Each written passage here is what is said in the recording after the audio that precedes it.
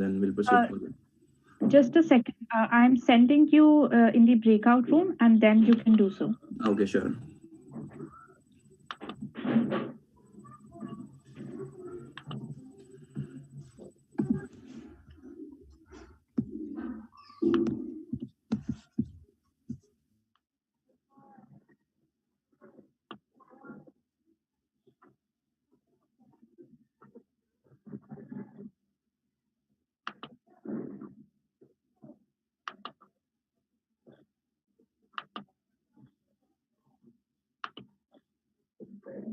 I have given the access to join the breakout room now. In case somebody hasn't, Navdeep uh, from EJ17, you can do so. Your time has started. Thank you.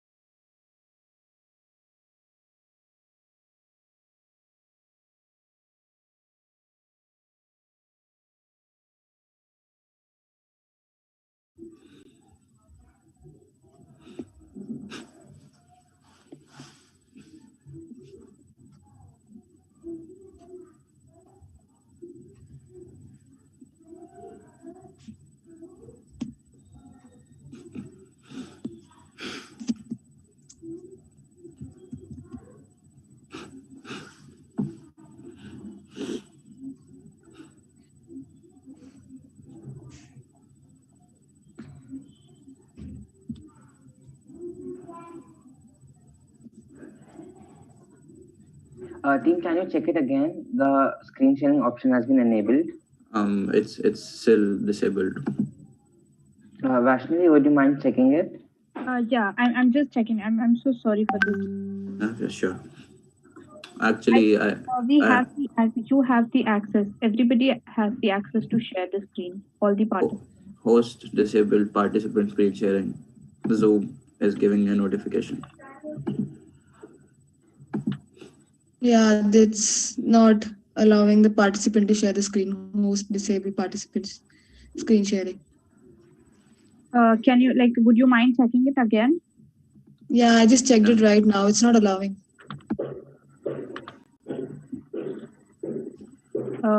I think there is some issue because all I see is that you have the access to share your screen, all the participants. Divyanshu, are you able to share your screen? No, I'm not able to share my screen. Me either. May I share my screen for you? Yeah, with your sure. presentation? Yeah, sure. Yeah, sure. Thank you.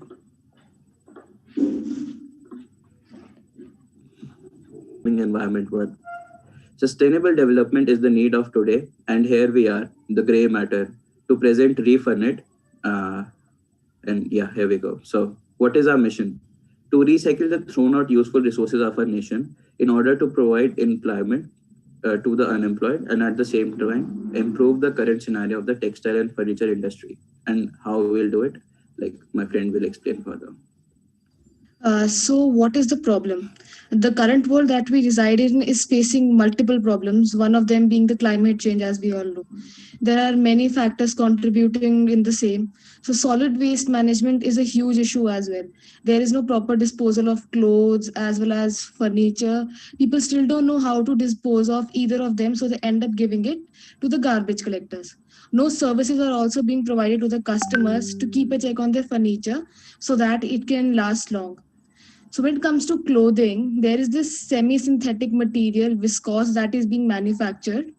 So in the process of manufacturing, a kind of wood pulp is generated that is extremely harmful, and that is being disposed of into the water bodies, which actually leads to depletion of life underwater as well as groundwater. So depletion of and all. So and obviously Refurnet. So yeah, sure, you can move to the next slide. So the garbage collectors. What will be the how will these garbage collectors benefit from refund? So they'll get additional income through utilization of waste resources that they'll provide us, and job satisfaction because they'll get better wages as compared to the existing services, because they are like really the neglected ones, and they are uh, not given appropriate amount of money for the things they provide, and incentives based on the amount of what like the amount of waste they give us. The big brands what these big brands do is mostly like to name a few, H&M and other big brands like that, they basically dump their defected products, like uh, they'll throw it away or do something like that, and like they'll sell it in a very less price. So what we'll do is that they can give all their defected products to us, and that will serve as an extra income for them.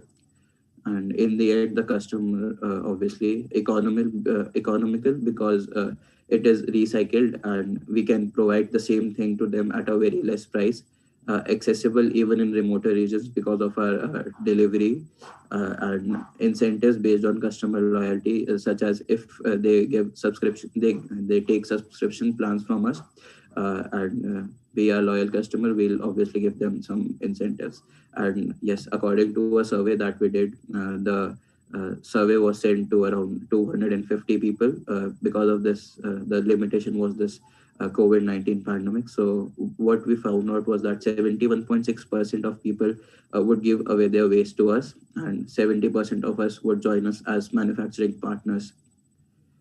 So talking about our financial plan, and keeping in mind that this is a recurring income because we have subscription plans. So our main expenditures will be like giving the money to garbage collectors, big brands that will be collaborating with us, and the manufacturing unit that will recycle and accordingly build the uh, the furniture. Wait a minute, please. I'll be explaining that a bit further. So so the line which is linear is for the expenditure is because we have to constantly invest in garbage collectors and the application that we'll be making, whereas revenue goes exponentially because this is a recurring income, as I said, and also like we'll definitely uh, uh, benefit from all the things that we sell. So what are our can we move further, please? Yeah, so what is the bigger picture? So work for gender equality, where transgender can be promoted in our manufacturing units, tie up with localized furniture manufacturers, and yeah, expansion throughout India. Okay, I have a question. Am I audible? Hello. Hello. Hello. Yeah, I can hear you, ma'am. Yeah, I have a question that how would you be your plan for like promotion mix kind of that how would you promote your business plan? Yeah, sure, ma'am. The social media is one of the best thing that is blooming nowadays, and it has definitely like bought the people on the bandwidth that they follow the trend, and definitely that uh, the safety of environment is one of the issue that everyone is understanding nowadays, and recycled products like as we see that jute bags and things like that are definitely being taken into consideration nowadays, and newspapers are also being recycled. So this is what we can do, and definitely gain an edge over the competitors. Okay. Yeah, thank you, ma'am. Can I ask the other one? Yeah, sure. Okay, so I just want to ask primarily about two things. First of all, is that what's going to be a USP while you promote yourself over social media? Because now in the online world, we all have so many deals coming on. So why would someone want to buy a refurbished good that to be on a subscription basis rather than a new one? That's one. And secondly, I want you to throw some lights on the logistics basically. Like how are you going to take care of the transportation cost and everything to and fro? Navdeep, would you like to answer this question? Okay, so the first one being why somebody would like to buy a refurbished is, first of all, we all know that what we are trying to do is we will basically promote that how the climate change is affecting everybody in a negative way, and what we can do as people of this earth to make this world a better place to live in. Again, we will be providing subscription based services, and this will be valid for all kind of furniture, either it be refurbished or not refurbished. And you know, the as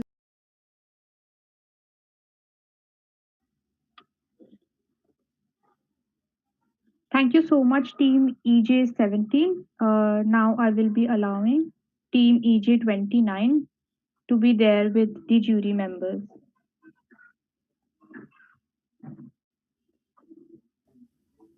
Divyanshu, you're saying something? Hello, hello. Yes. So actually, we were in the middle of answering that question. So And we actually kind of started late as well because of the presentation. yeah, actually, we did exceeded your time by 2 minutes. That's okay. No, I Let them just saw finish like their 60 answers. seconds. Finish off your answers, please. Okay, sir. Okay.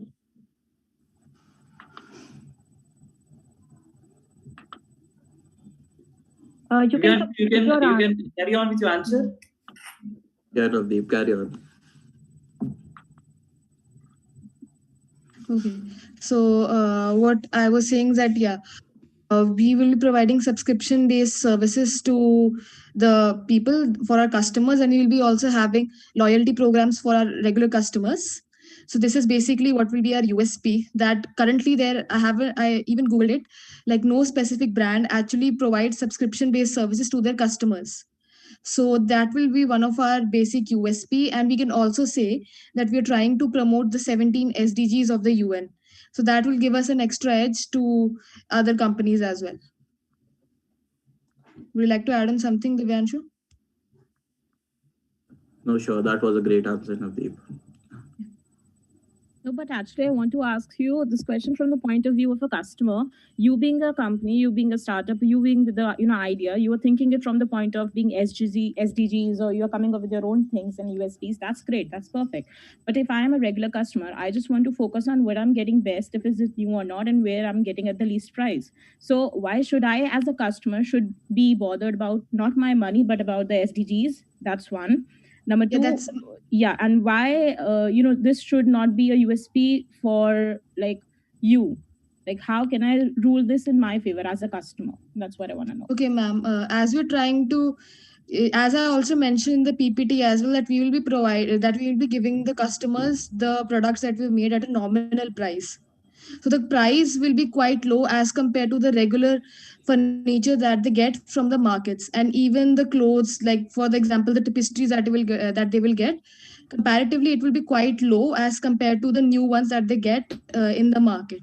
So that is basically what is going to be our USP, and that is how we will also plan to target our customers, that the prices will not be as high as the other products in the market.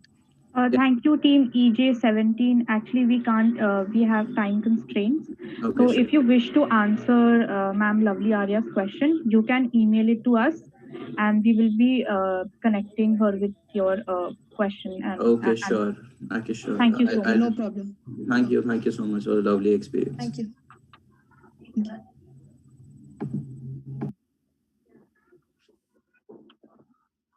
I have now opened the breakout room for Team EJ29.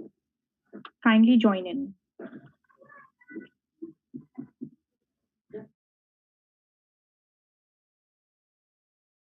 EJ29, can you hear me? Yes, good morning, everyone. The only person from the team? Yes, I'm the only one. Okay, sure.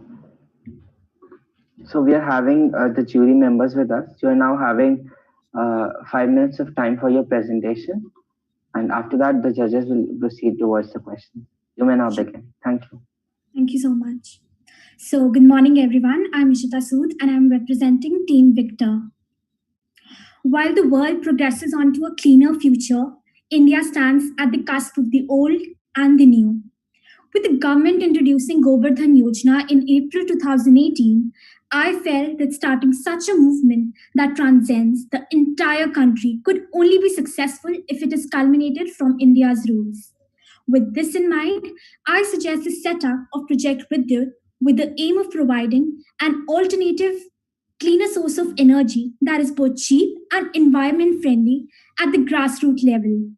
The story behind this project revolves around a fundamental issue pertaining to the lifestyle of the rural population.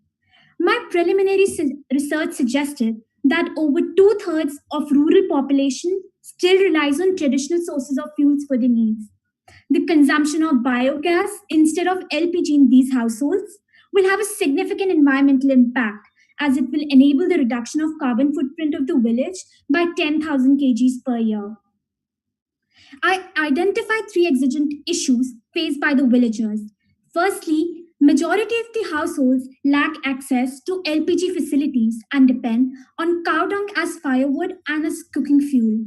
Secondly, the few households which had access to such facilities were forced to buy it from the black market at 70 rupees per kg as compared to the subsidized rate of 52 rupees per kg due to the lack of government ID proofs. Thirdly, the women in the village remain unemployed despite their willingness to work due to the unavailability of work opportunities. Considering all these aspects, I came up with a solution that would provide both employment to women as well as a safer and cheaper fuel for cooking food to the households. This involves setting up of biogas plants in the village in order to mitigate their dependence on fossil fuels and firewood and offset it by providing biogas at cheap and affordable rates. Additionally, the production of biogas yields nutrient rich slurry, which upon drying can be sold in the market as organic manure. Looking at cheap organic manure as a potential disruptor in the fertilizer market, I realized that with proper training, I could help women in the village become entrepreneurs. In order to ensure the success of any project, we need to ensure its sustainability. So, my project highlights six main sustainable development goals provided by the United Nations. No poverty, as everyone who will be employed in the biogas plant will be able to generate income. Gender equality, we are also providing employment to women. Decent work and economic growth. Responsible consumption and production. Climate action. As we are using biogas instead of the other gas, it will lead to lesser carbon dioxide emissions. To inculcate increased efficiency in plant management on operations, I have developed a mechanism working on the principle of labor specialization. Different tasks ranging from plant feeding and maintenance to manure production and sales have to be systematically divided amongst the stakeholders. This is the revenue model of my project. So, through which anyone who is employed at my biogas plant can earn up to rupees 12,000 per month for handling the operations. So, 2 cubic meter biogas plants can cater to needs of 5 households of a village, and the initial investment would be 21,775 rupees. The biogas which will be produced can be sold for 23.8 rupees, and each household will be able to save 9,300 rupees per year in comparison to using the LPG cylinder. The manure, that is the byproduct, can also be sold in the market, and the total revenue which these 4 biogas plants can generate in 1 year is 6,48,000 rupees. Next comes the reinvestment plan. So each phase consists of a 6-month period, at the beginning of which we will set up one additional plant in one area. So we will create a revenue cycle wherein rupees 4,000 is set aside each month for the purpose of reinvestment.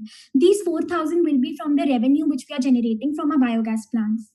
This is some of the market strategies which we'll be following, including collaborating with NGOs, because NGOs are already working in the social sector, and this project is more concerned with the social sector. Getting in touch with famous NGOs can definitely boost the reach of a project and our sales as well. Promotion of Govardhan scheme. So this is a scheme that is launched by the Prime Minister of India. So this will also promote this scheme and also help us to get the benefits which a company gets by setting up their business in the special economic zones as stated by the government. We can also collaborate it with social media influencers who are working this field, sell out free door-to-door samples which can go as surveys to test the efficiency of a product, selling in local crafts mela and exhibition. Manure can be sold over here, and it will be good fertilizers because a lot of people come over there who are interested in gardening, so they can buy that product, attaching a sentiment value. whenever a sentiment value or emotional quotient is attached to a particular product, it automatically increases the sale. Here we try to portray that as if we are promoting women empowerment, so that will be the sentimental value which can be attached to it, and also we are promoting the development of backward areas. So with Vidyut, I have played my part in starting a movement to increase acceptance of alternative fuels of energy, development of rural women, and generate awareness regarding waste management, thus taking a step towards cleaner India. Thank you.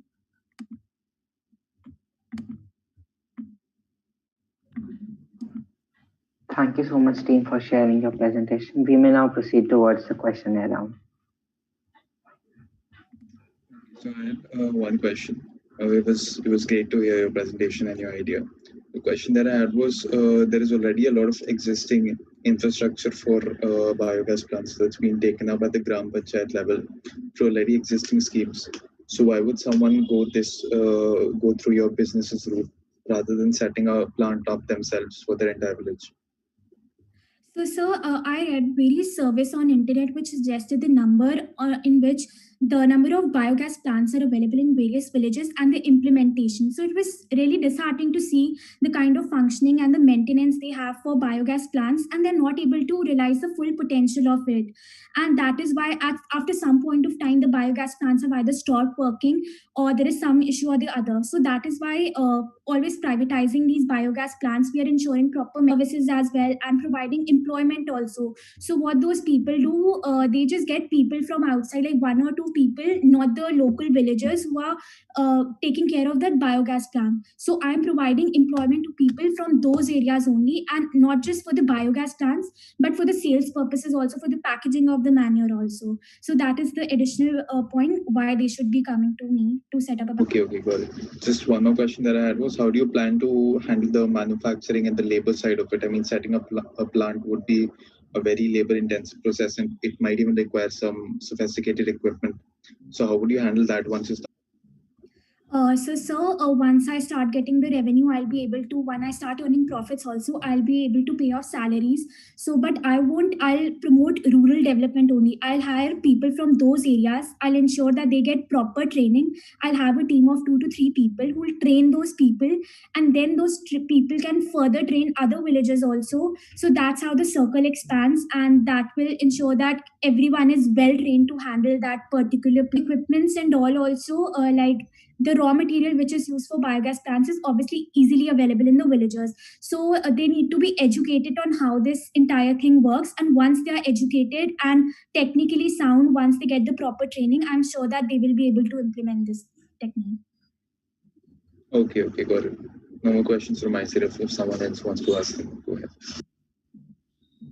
Team, I have a question for you. I'm not sure if you have really visited a biogas plant or not, because the major challenge what we face in India with respect to biogas plant is the conversion ratio.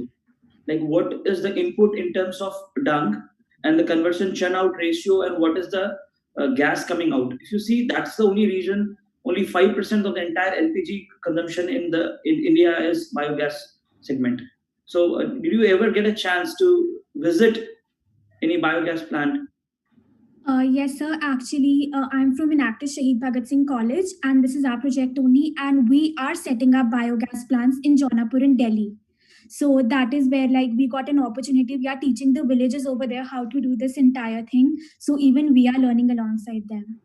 The purpose of telling this was because I have seen and I've visited multiple plants. The major reason of failure is the raw material, what is required to convert the gas, is missing in most of the cases, because at an average, if you see 1 to 2 kilos is like not more than 3 kilos per day is output from any cow or buffalo, what you look for.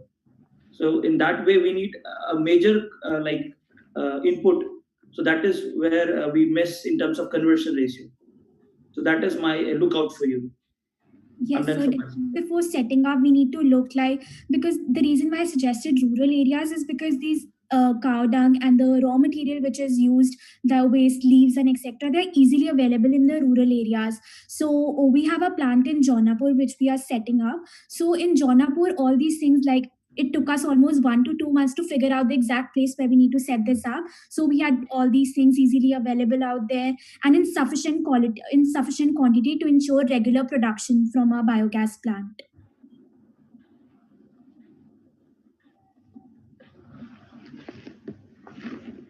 Thank you. I'm done for mine.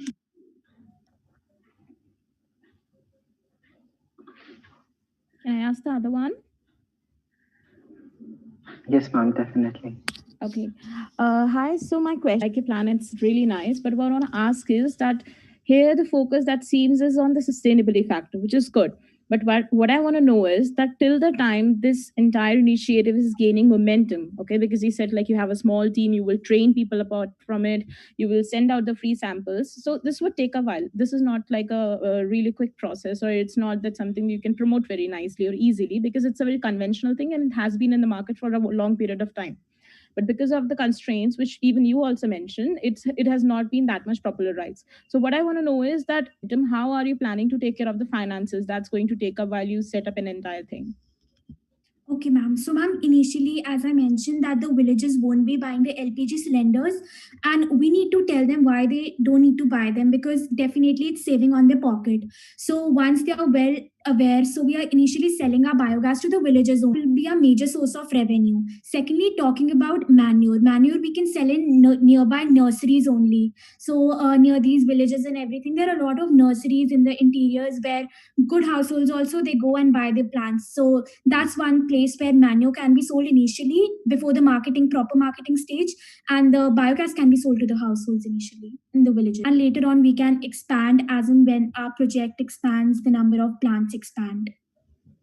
Okay, thank you. Thank you.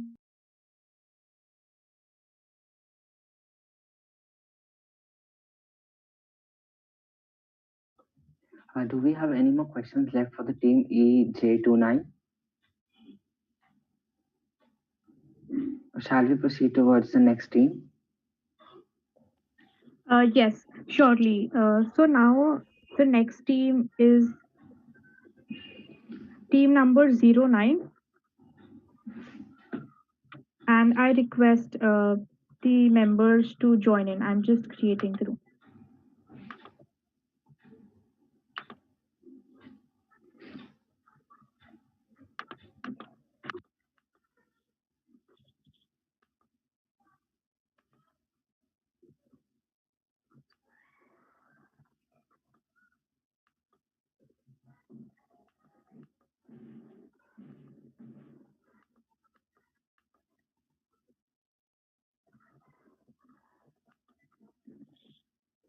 I have opened the room and I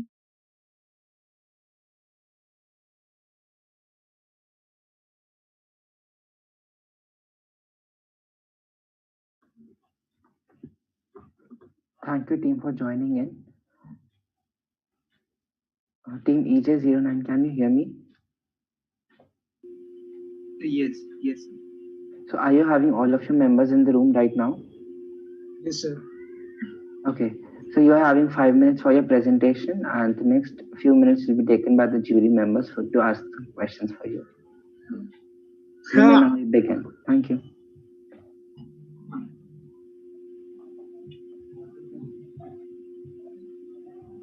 Sir, could you do me a favor? Hello? Yes. Hello. Yes, I'm go audible? ahead. Yes, I can hear you. Yeah, could you do me a favor? Could you please make our presentation visible? You're not able to share your screen? Or you're asking me to share your presentation on the screen?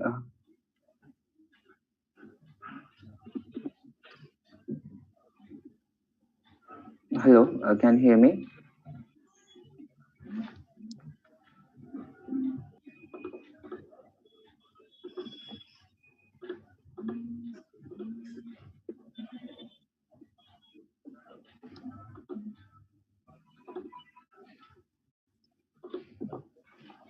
Guys, can you see your presentation? Yes, sir. Yes. Okay, you may now begin. Thank you.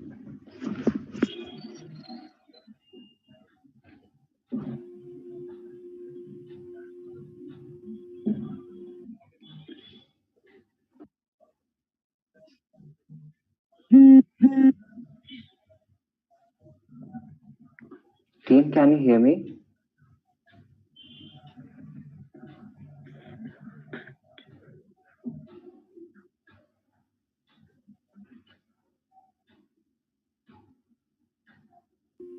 Yes, sir. You Yes, may sir. now begin. Yes, sir. Just 1 minute, sir. Sure. Our team leader is. Okay. Okay.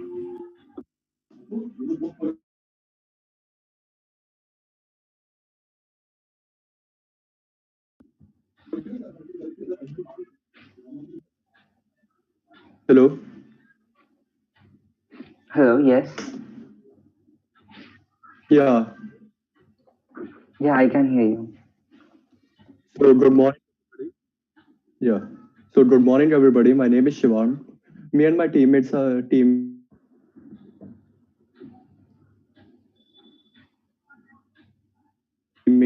Shaz, and Ziyan are here to present our business plan. We are a business specializing in handmade and herbal products. All the LH products are made from the herbs that are either garden grow or grown in the local field. The company has a large variety of products like scrubbers, face masks, serums, toners, hair masks, and combos.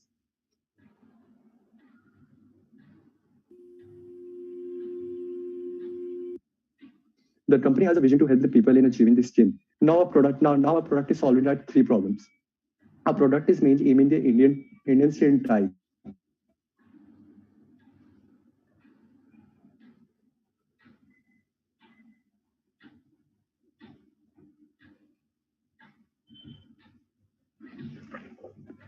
As most of the brands available in the market are international and aiming to fulfill the global needs. We are going to have artificial intelligence will let you know about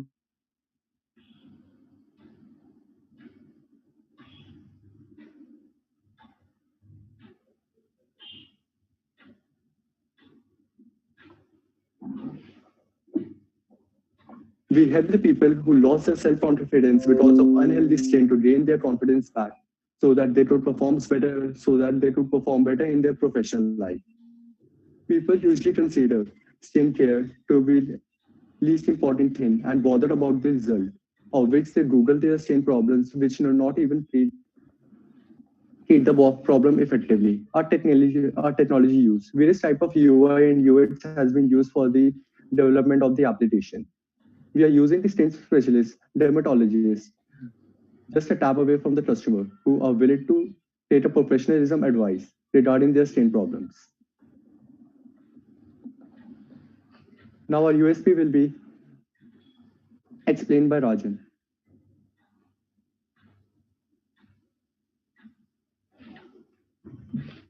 Good morning, everyone. Our USP unique selling proposition is first we are using artificial intelligence for detecting if customer is having any type of skin allergy illness. Second, we have a panel of skin specialists just a tap away from the people who want to concern their skin problem. Third, we are using 100% natural ingredients for the development of the product as prescribed by the cosmetic specialist. Then our products are made in way they are able to cure very types of problems or the skin illness as they are produced by R&D on the basis of the reports given by the skin illness specialist. Then competitive analysis. The competitive advantage are as follows. First, our product is environment friendly. The organic beauty products are made with natural ingredients which are grown without harmful pesticides or fertilizers. Second, good for skin health. Then our skin functions like sponge which absorb all that it comes across with, be it dust, lotion, sunlight, or beauty products. Organic beauty products are light and do not clog the pores of the skin, which let the skin breathe. Then natural ingredients. Most of the organic beauty products are made of fruits, medical leaves, roots, and vegetable. Thus, the natural ingredients keep the skin soft, supple, and glows from within. Then a product is skin deep beauty. Absorption of chemicals or exposure of chemicals on the skin throughout the day is more likely to cause cancer. The chemical hold the power to penetrate within the skin cells and damage them from the depths. Then the last one is ease of buying. If customer has a specific skin concern, they just scan their face and answer a short questionnaire, so we can understand their basic skin type of a brand's AI will recommend the product suitable according to their skin. Our major competitors in the market are Marico, Forest Essential, and Patanjali.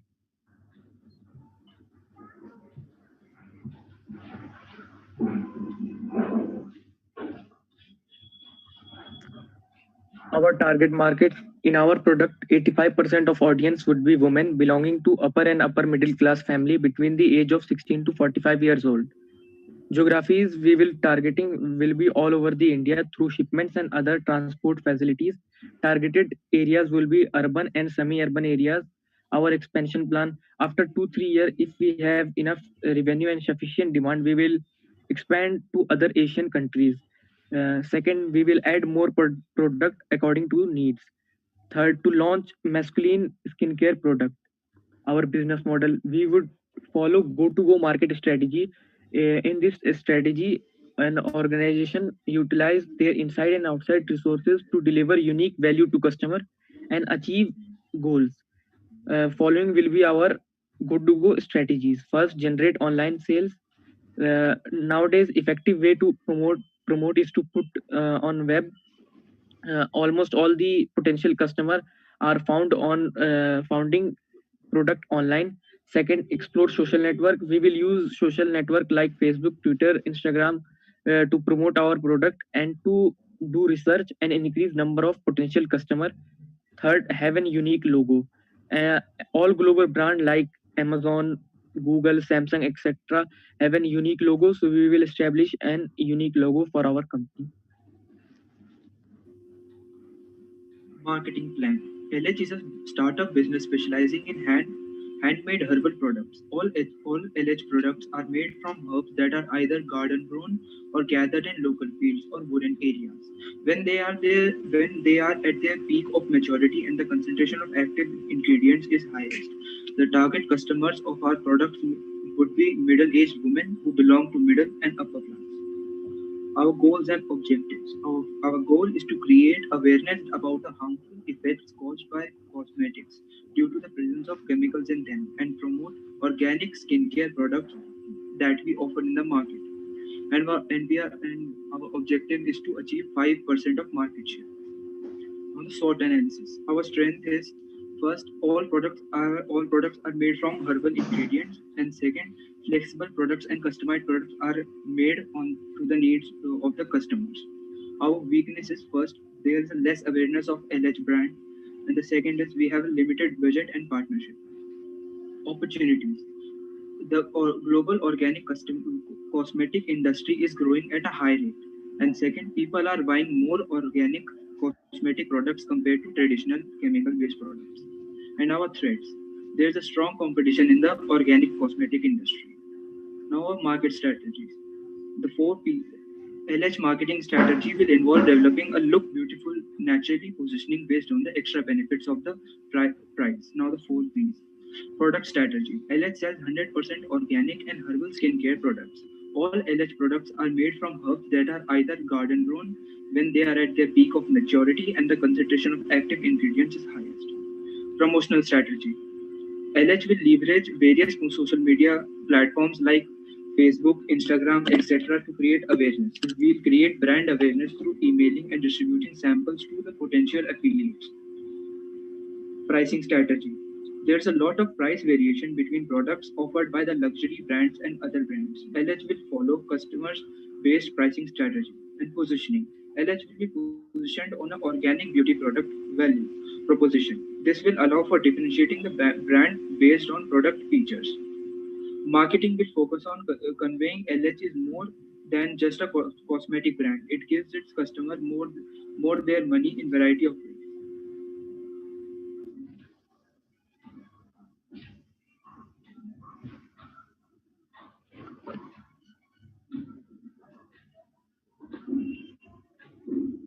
Thank you, Abhiansh.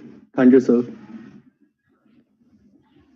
Okay, thank you, team, for presenting. We may now begin to the next questionnaire now. Yeah. Hi, team. Hello. Hello. So as you have mentioned that you will be using some UIs, my question is that like will you be having enough revenues to pay to some like IT guys for development of your app? Because as far as what I see, if you go for some application, you will have to pay to the developers. So how you will be going ahead with that?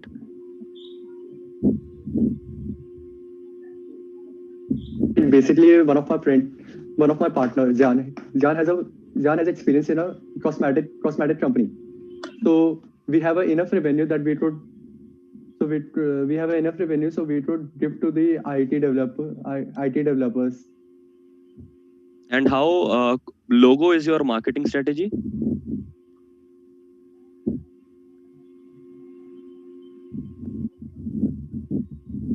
Logo is simple and unique, which can be easily.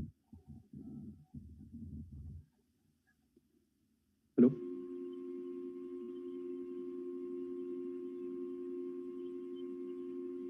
Hello. We can't hear you. Can you please repeat the answer that you were saying? Yeah. Thank you. I was saying our logo is unique and simple, which can be easily recognized by the people. So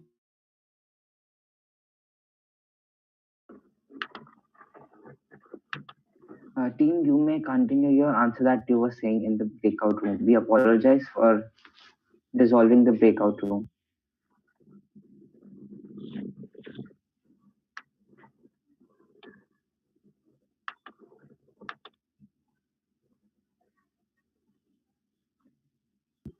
Team LH, can you hear me? Am I audible? Yes. We can Yeah. hear. Yeah, I was saying that that our logo is simple and unique, so which can be recognized by the people.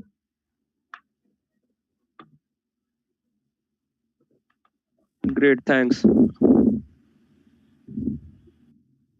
Thank you so much, jury members and team EJ09. Now I request the jury members to join the next breakout room with team EJ03. Thank you so much.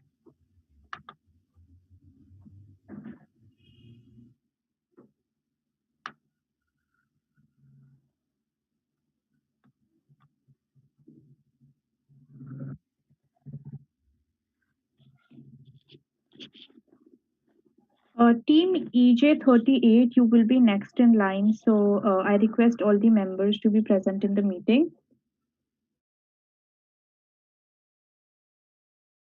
All the judges join the breakout room, then we can start.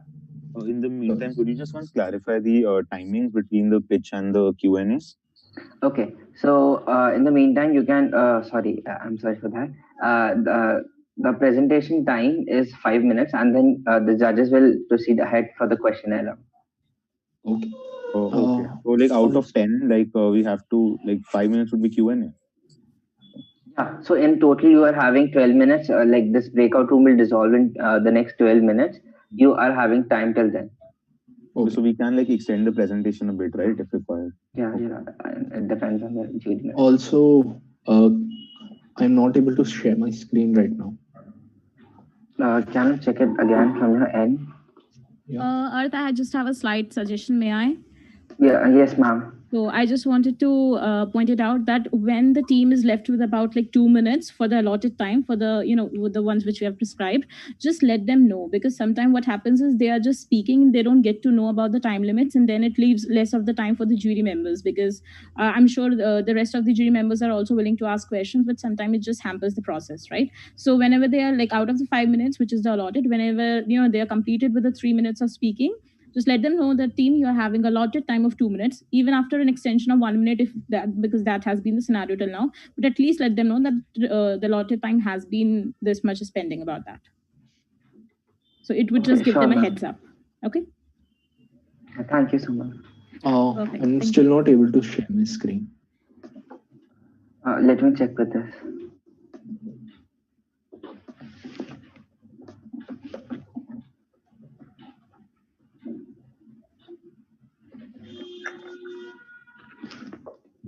Can I check it because it is enabled from my side? Yeah, it's saying host disabled participant screen sharing.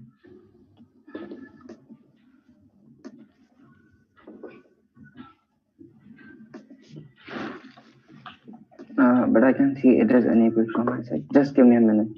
Yeah. Could you pause the timer for the time? Yeah, because there's some because like technical issue. We're really losing a lot of time. Definitely will extend the times for you.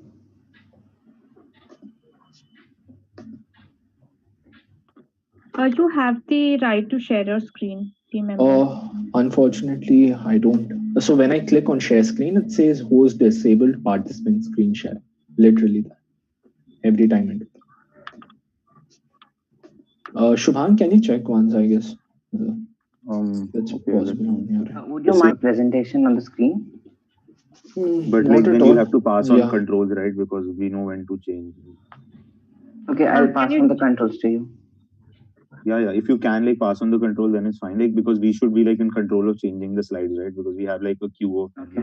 Okay. Yeah, sure. Can you check now? Just a second. Can you check now? The Just to check permission now. is already granted. I think there is some technical issue. Yeah, it's still the same problem.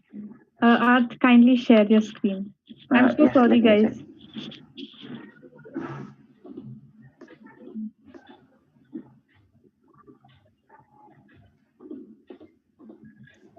Shubham, are you able to No. share screen? I'm No, getting the same message. Yeah. I'm getting the same message. Oh,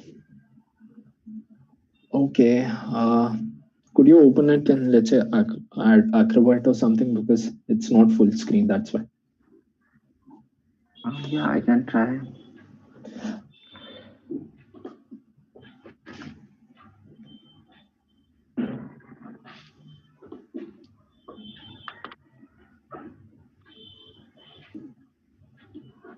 Still shows host disabled participant screen sharing. Yeah. So like if you could look at that, that will like actually make things a lot easier for us if you can present ourselves. Would you mind trying again? I think I just like tried enabling and it didn't. Yeah. If it's possible for a minute or two, can you make us the host? Because I think that would solve the issue. Then we can relinquish our host controls. We don't have. Vashni, we can make them a co-host. Okay, yeah, but not the host. Yeah. Just like for the pitch, then we'll obviously leave then. Yeah. Surely. Should I make Aditya the host, co-host? Make Aditya the host. Yes. Okay.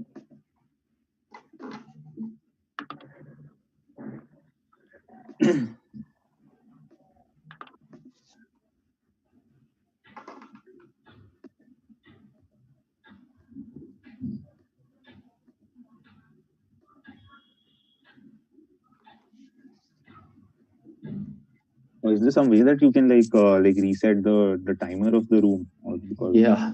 we'll have to keep 6 track. minutes on the clock.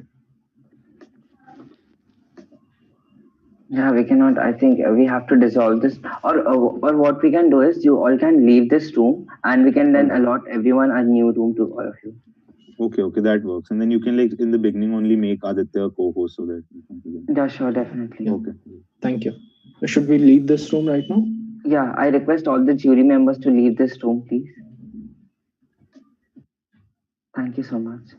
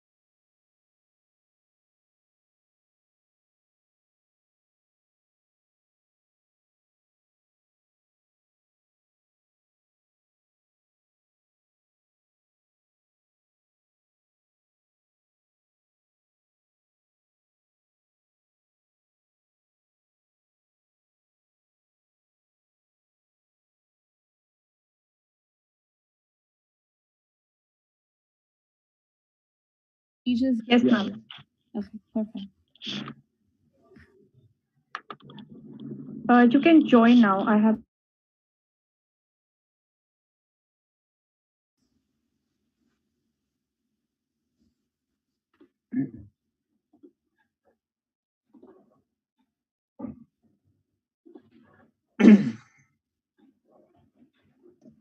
It's showing the same error.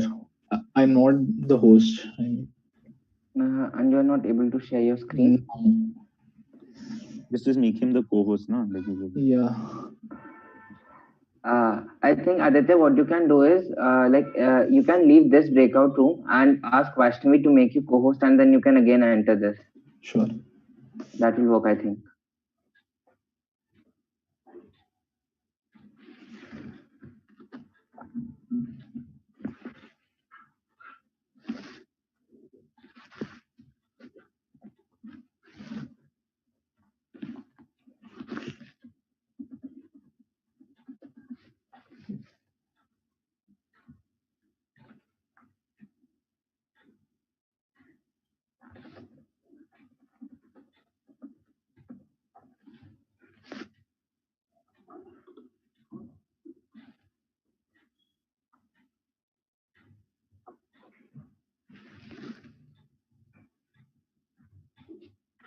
I'll share my screen right now. Is my screen visible? Yes, we can see your screen. Okay. Just tell us when we can start. You may now begin your presentation, and I'll remind you when your 3 minutes are up. Okay. So, good morning, everyone. Good morning, jury members. We are Project Prabodhan, and we are represented by Delhi Technological University through S. Aditya and myself and Shubham Gopal. So, Shubham? So this is basically just a brief overview of a project, and now let's begin with the project. So essentially, whenever we go out or whenever we interact with people around us, and especially in a country like India, we often see a lot of kids who are working in tea stalls or working in places where they actually shouldn't be, and they're not being provided with the opportunity to achieve education, especially digital education. And examples of situations that all of you would have come across. And to resolve this is exactly where Project Prabodhan comes in, to provide all the people of our country, especially those who are less privileged than the others, a chance to have access to digital education. Absolutely. So the need for digital literacy is what we are looking at right now. We know that the illiteracy rate in India is more than 30%, but you may be surprised to know that digital literacy is practically non-existent among the 90% population in India. Identify lack of digital skills to be the primary factor for their unemployment status, and also there exists a large urban and rural divide between access and use of digital knowledge. So that is the need for which we are targeting our project, and for which we aim to resolve this digital divide among the people. Yeah, so essentially, the case study that we have dealt with SDG startups. So as we all know, it is very important for any new venture or business to be sustainable in the long run for its success. And that is where, our project also aims to live up to certain sustainable development goals, whether it be, goal 4 about education for all, or goal 5 about equality and gender equality, and similarly several other SDG goals as well. And, that is what we'll be explaining in the further part of our presentation.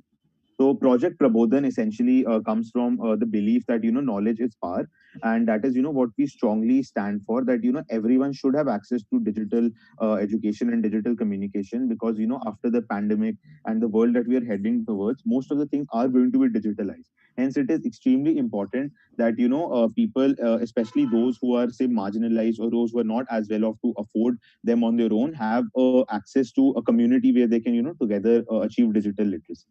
And as any project or initiative goes, the primary thing that is there in a project is its own business model. You can see that our business models has several key partners, which include underprivileged children, our on-ground partners, which we call Prabodhan entrepreneurs, our digital resource partners, and our framework support teams. Apart from that, the channels that we use to propagate Project Prabodhan is Prabodhan software and the laptop and the hardware support that Team, we you are need done with to your run 3 this. minutes. Thank you. Yeah. Apart from that, the resources that we need are locations where we can set up our cafes. The key activities that we provide are providing digital courses through the Prabodhan software, and to provide cafe services in addition to those courses to actually make the cafe sustainable through, let's say, photocopying services, printing services, and other services. The the thing that makes our project unique is the fact that we have a project called Project Prabodhan, and it has a feature called Prabodhan Lite, which is essentially aimed at financial independence for the underprivileged through making Prabodhan accessible to everyone. Further, we are able to offer quality courses at very affordable prices and with proper certifications. You can also see that our customer relationships and how we handle them is through instant doubt clearance and discussion forums, and through guiding students for their career opportunities. We essentially generate our revenue through the regular cafe services, through sponsorships, and through content monetization of our courses.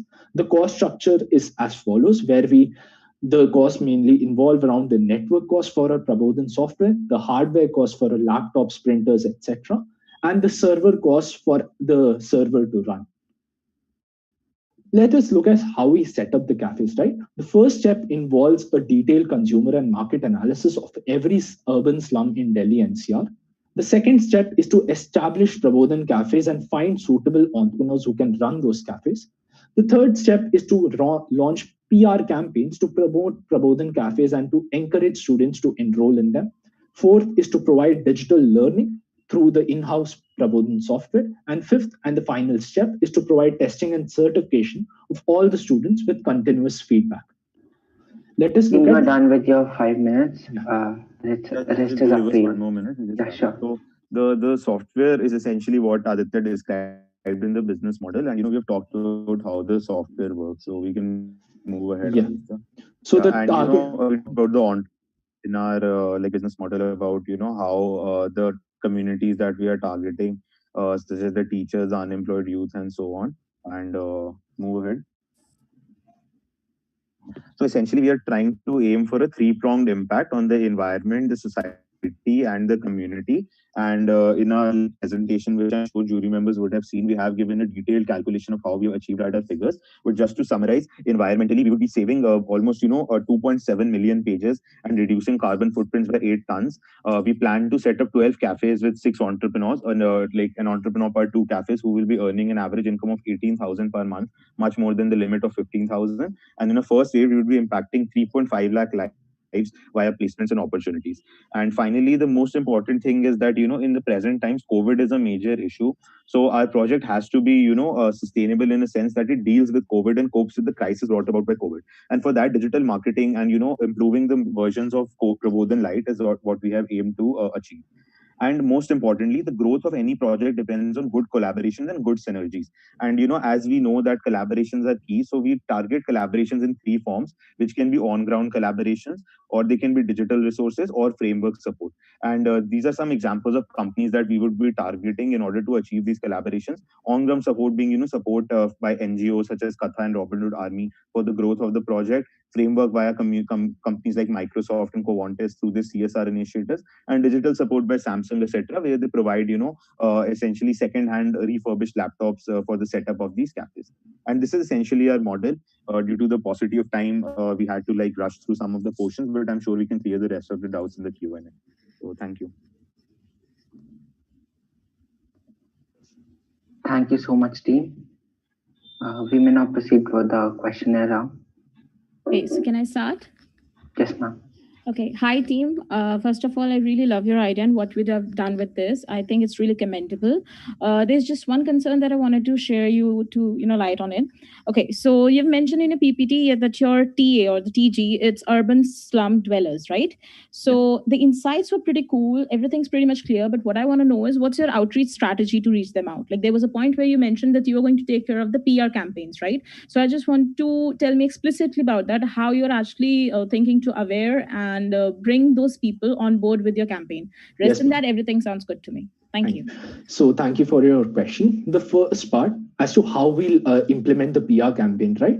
We know that in urban slums and in areas where people are living in so small houses and people are living together, right, as a community, the only way that we can move forward with PR campaign is to have digital digital days, which are essentially days wherein we organize sessions for kids and people in the slum, and we ask them to use the Unnati, the Prabodhan software, and ask them to use the computers and familiarize with the software and to make themselves better equipped with that. Yeah. And to Shubham. Yeah, just essentially, basically, our PR outreach strategy is that before we set up a cafe in any slum, we aim to conduct an event on, say, an alternate Sunday or an alternate fortnight, where we bring in the children of that area in the local park or a local community and allow them a test run on, one of our own, like one of the founders' laptops, where they can, understand how exactly things are working to get them excited and, enthusiastic about the effort. And,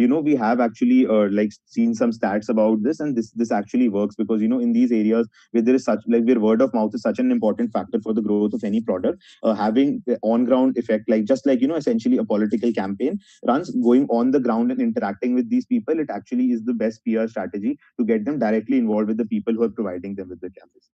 So, Okay, perfect. That was done for me. I think we can have one more question. I just wanted to check on. See, government is putting on lots of effort in getting the slum students to the schools, and they're giving lots of tiffin, midday meal, and all those things. Despite of that, the turnout ratio is lesser than what is expected. So, how you guys are trying to convert that into a real time business? Yeah. So the thing is that we have like actually carried out a surveys of the government schools and all, and the major issue is that despite the midday meal schemes, the fact is that in these schools, the computer centers do exist. They're not properly run. The computer classes are not held, and in like majority of the cases, not all, the teachers are not like that enthusiastic about making people like these little kids in these slums that familiar with technology. And that is the gap that we try to bridge. Naturally, digital the government knows that digital education is key, and it is moving towards improving it, but the implementation is where they're lacking, and that is what we think we can bridge, where if you have an entrepreneur who comes from your community, from your slum, and it is someone just like you who is basically reached a position where he's digitally literate, it will also motivate you that you can also reach the same position. And that is what will bring all these children into our center to learn from someone who comes from their community, as compared to, say, learning from someone in a government who's who might not be as motivated. He might be as educated, but his motivation might not be as much as these slums. Aditya, want to add anything? Yeah, plus we also see the fact that people, although there are computer literacy and computer courses in their own schools, they often go to external tuitions and all rather than studying at their own schools. So that is where we see the need for digital literacy and computer courses in their own schools. I'll just resume my answer if that's You fine. can. So that is where we actually see the need for students for quality digital education, and that is where Project Prabodhan comes in. So yeah, that pretty much sums up our entire presentation. Thank you so much. Thank I like you. your presentation so much. Yeah, thank you. Thank you so much, Aditya and the jury members. I will be now sending team EJ38 in the breakout room with the jury members.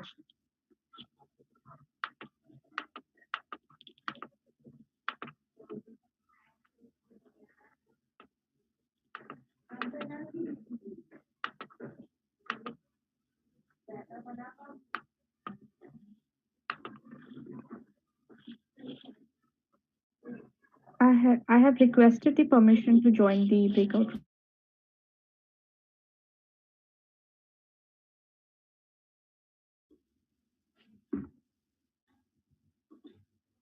Hello, hi team. Hello. Hello, sir. Hi. So we are having jury members with us, and you are having 5 minutes with for your presentation. Okay. After that, we can proceed with the questionnaire round. And I'll be informing you in the middle of your presentation whenever the 3 minute time limit crosses. Okay. You may now begin. Thank you. Okay. Can I just make sure that all my teammates are here? Swagata, Naman, Bhavesh, definitely. can you just tell me once? Yeah, I'm here. Present. Present. Okay, great. So I'll be sharing my screen with you guys now. It is disabled. Would you mind leaving this breakout room once and asking the host to make you a co-host so that you can share? All right. Yeah, apologize for the same. That's okay.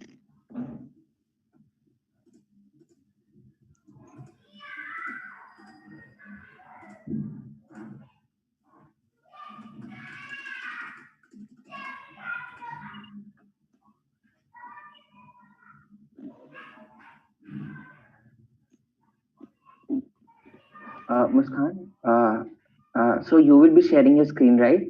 Yes. So I request you if you can leave this room and ask the host to make you co-host because we cannot make you co-host in the breakout room. All right. I'll. Okay. 1 second. Yeah.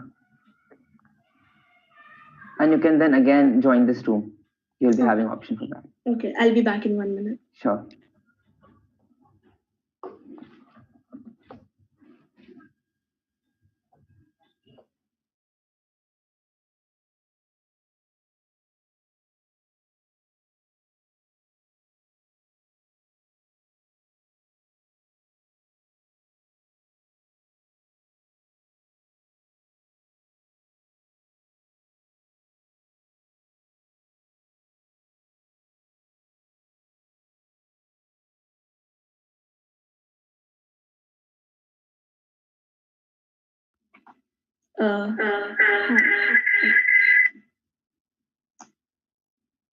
Yes, I can share my screen now. Okay, sure.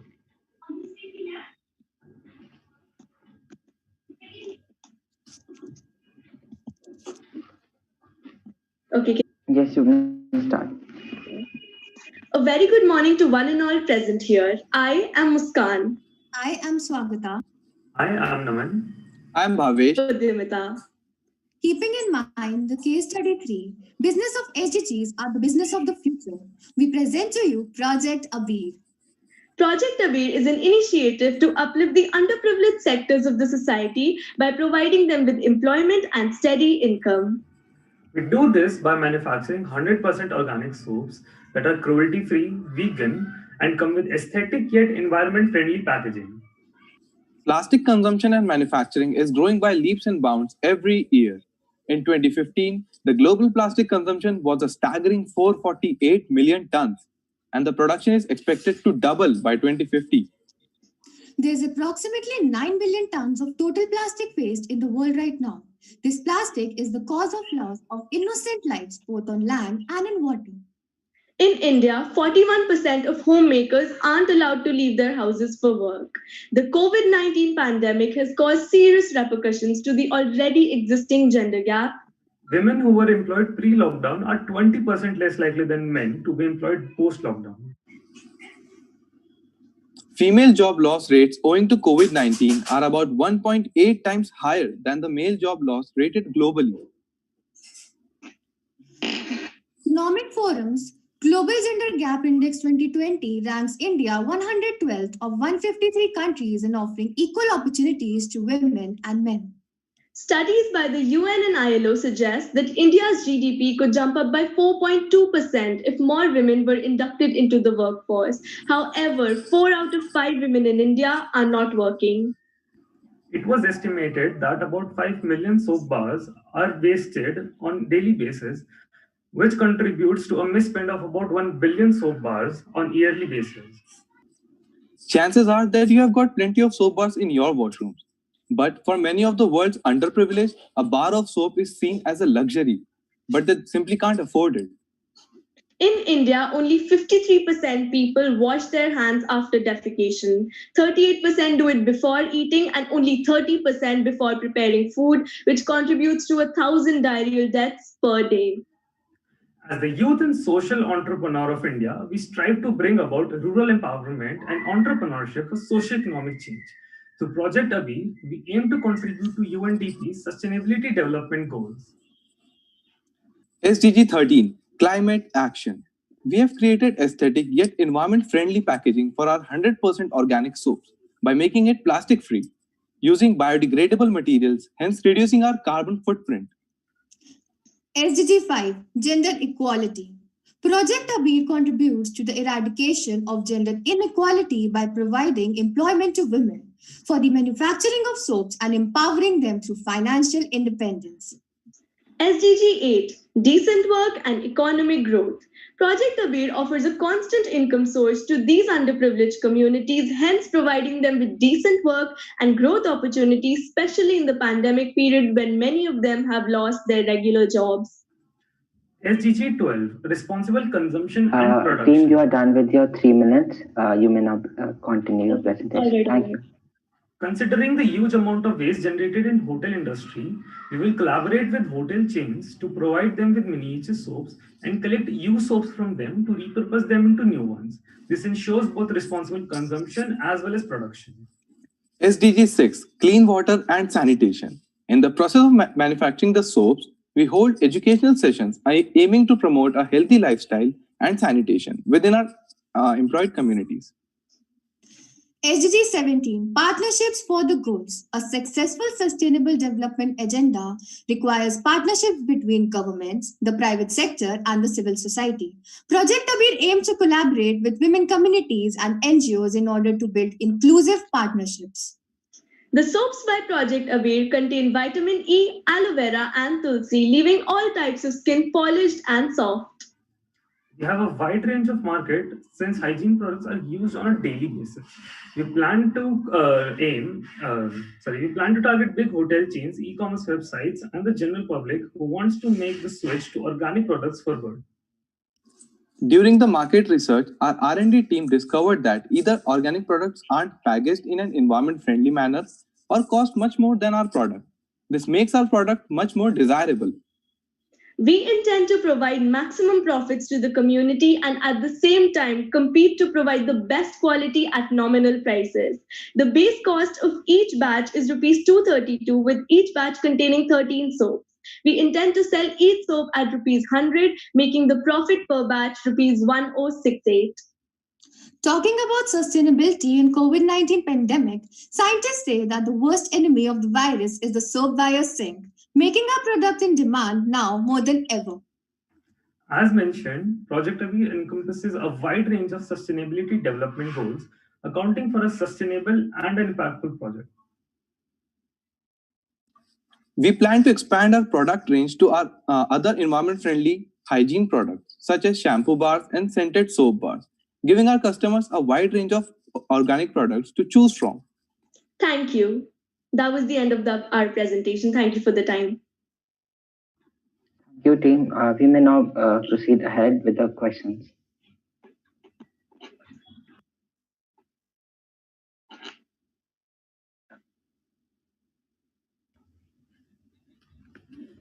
Okay, so I'll start. So, hi team. My question with you is that you've mentioned that you would be collaborating with big hotels, and then therein that's going to be a main source of supply, right?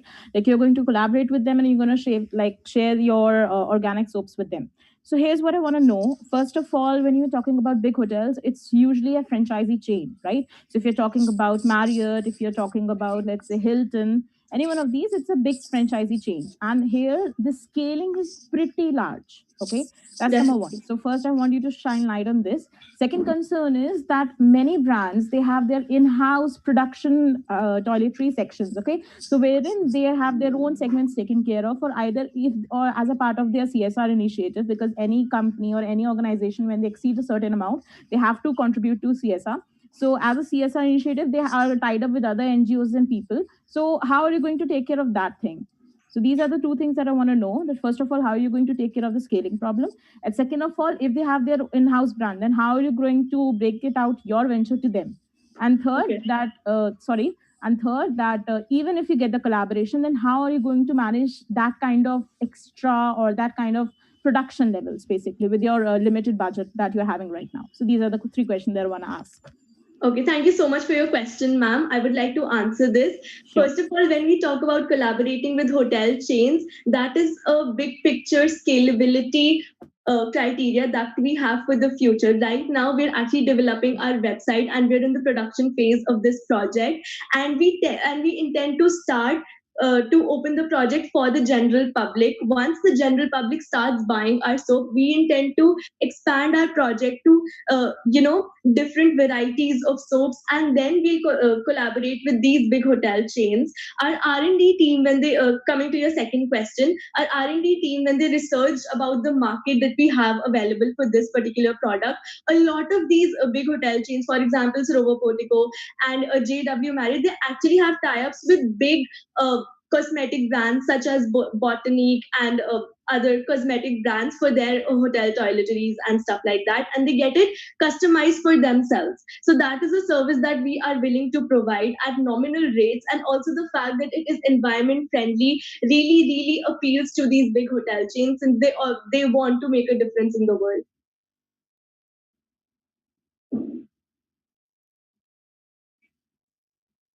Thank you. Okay, fine. That's fine by me. Thank you.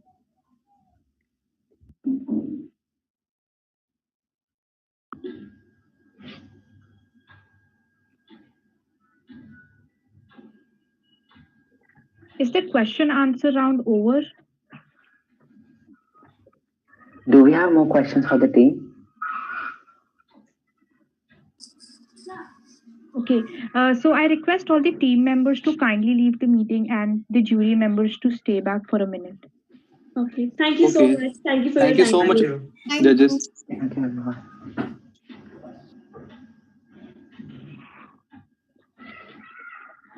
Actually, we are running late, and because of the time commitments and the time slots that we provided to you, would you mind if for around 40 minutes the meeting will stretch out? So if you have any issue, so you can like leave because of your schedule, but like Ashish sir has to leave at 1, if I'm not wrong.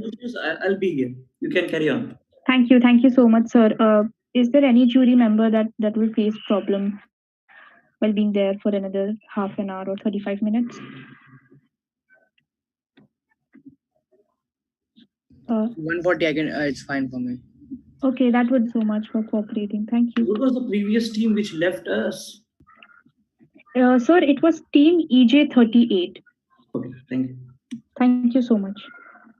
I might have a constraint after 1:30 because I had a meeting. So let me see if I can reschedule it if it exceeds there. Otherwise, I can just check out the review on the YouTube live, and I can mark accordingly for the rest of the teams. Okay? Thank you so much, ma'am. Thank you. That would be great. Thank you. Perfect. I think Vaishnavi, we can dissolve this group, breakout room, and we can create a new one. Yes, everyone can leave the breakout room. Okay. It will get dissolved in 22 seconds.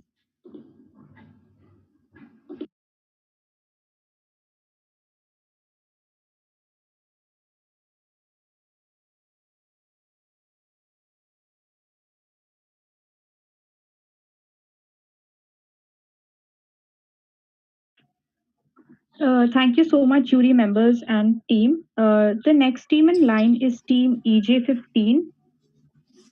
I am starting the breakout room, and I request the members to join in, and the jury members as well.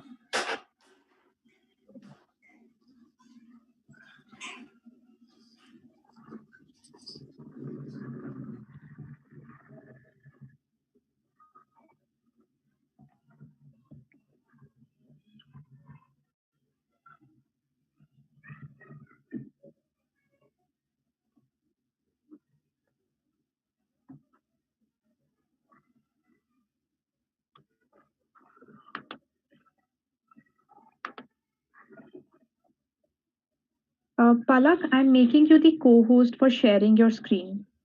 Okay, thank you. Thank you so much.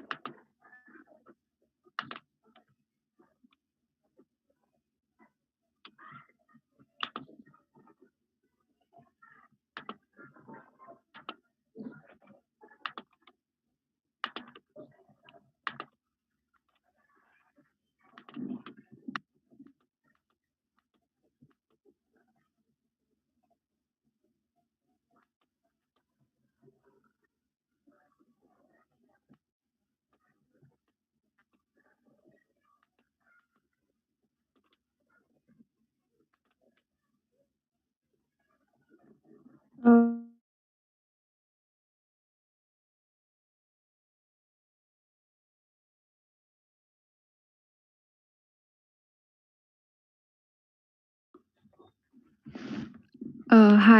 Am I audible? Yes, Palak, we can hear you. Thank Okay. you, team, for joining in. I guess all our jury members are here. So let me get to you the rules. So you will be having 5 minutes for your presentation. After that, the judges will be, and I'll be reminding you once when your 3 minutes are over. Sounds good? Yeah, Thank you. sounds good. Okay.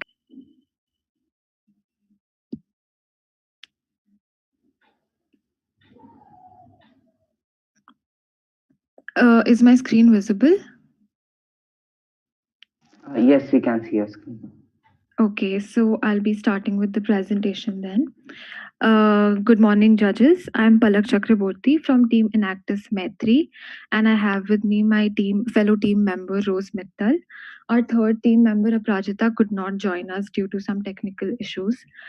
So I'll just get started now.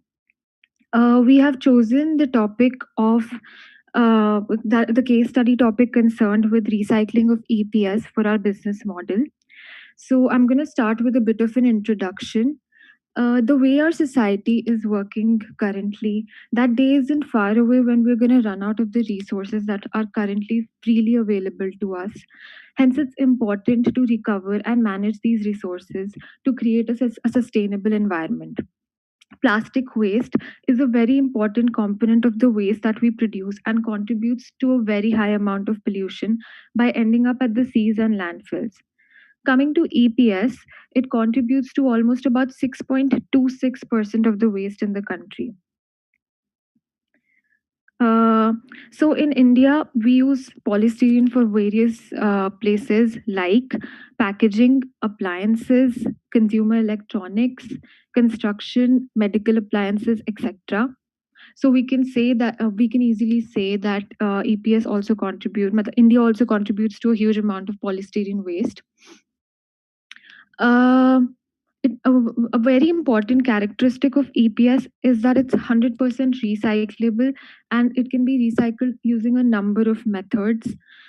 Uh, through this data, we can see that the consumption of polystyrene rising over the past years, and not making use of this 100% would be a huge shame. So, how are we planning to collect this waste? Our main target is to not let this landfills and the seas, because that would just lead to more pollution.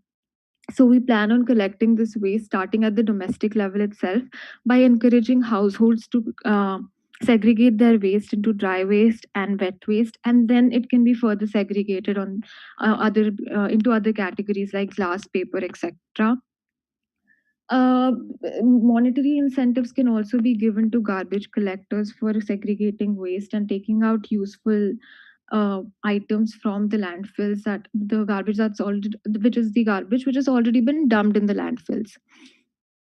Now, we through this we can see that EPS recycling is not at all a newly formed recent new concept in India. It has been followed. It is being followed for the past few years, and because it has a lot of benefits. Recycling EPS has a lot of benefits. First of all, it will reduce the amount of pollution. It would because polystyrene burning of polystyrene produces a lot of toxic chemicals. So recycling it would actually lead to the, reduction in the degradation of the environment that it causes. Over to you, Rose.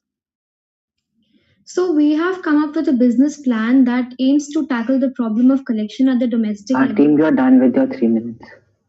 You can Uh, continue. that aims to tackle this problem of collection at the domestic level itself. We aim to incorporate the garbage collectors in our system who would go door to door to collect this waste, which has already been segregated by the households into wet and dry waste. From this dry waste, the garbage collectors would extract the usable plastic and come to our segregation center where they could sell this plastic for a fixed rate. We would also provide them additional coupons as an incentive, which I would discuss later. This plastic would be further segregated by us in our segregation center into different types of plastics and would be sold to small scale recyclers, manufacturers, etc., who need this shredded plastic to construct various goods, etc., construct buildings, roads, and make recycled goods, etc. Next slide. Next slide. In the phase one of our business plan, we aim to team up with the Residents Welfare Association of various societies. We would convince them how this is important for the environment and how it should be done and why it should be done. We would charge a small fee from the households for this waste plastic collection from their doorsteps. Next slide. Our revenue would be from selling this shredded EPS scrap to the recyclers and manufacturers, and from the registration fee from the households, from donations, and from our sponsors. Only 75 to 80% of the waste generated in India is collected by municipal bodies, and more than 90% of the country does not have a proper waste disposal system. The garbage collection is done by rag pickers who do it without any job security, salary, or dignity. Our venture will provide these rag pickers an additional source of income because they can sell the plastic to us on a fixed rate, and we would also provide them additional incentives. These additional incentives would be in the form of coupons. These coupons can be sponsored to us by companies with whom we will collaborate, keeping in mind the CSR. We can also collaborate with NGOs who work for similar causes and donations from public. These coupons can be availed by the garbage collectors in exchange of health checkups, academic help for the children, meals, discounts, etc. We would be requiring funding of about 1,70,000 rupees, the break of which is shown in the slide. About 60,000 rupees for salaries for our workers, 25,000 rent of segregation center, about 55,000 the rent of the machinery, etc. The additional coupons will be a very good marketing strategy for us, and teaming up with the Resident Welfare Association and committees working towards the waste reduction will definitely work out, because it would help encourage the households to segregate their waste into dry and wet waste. And moreover, we can collaborate with the Ministry of Environment, Forest and Climate Change. So that's our plan. Thank you. Thank you. Thank you so much, team. We may now proceed towards the questionnaire round.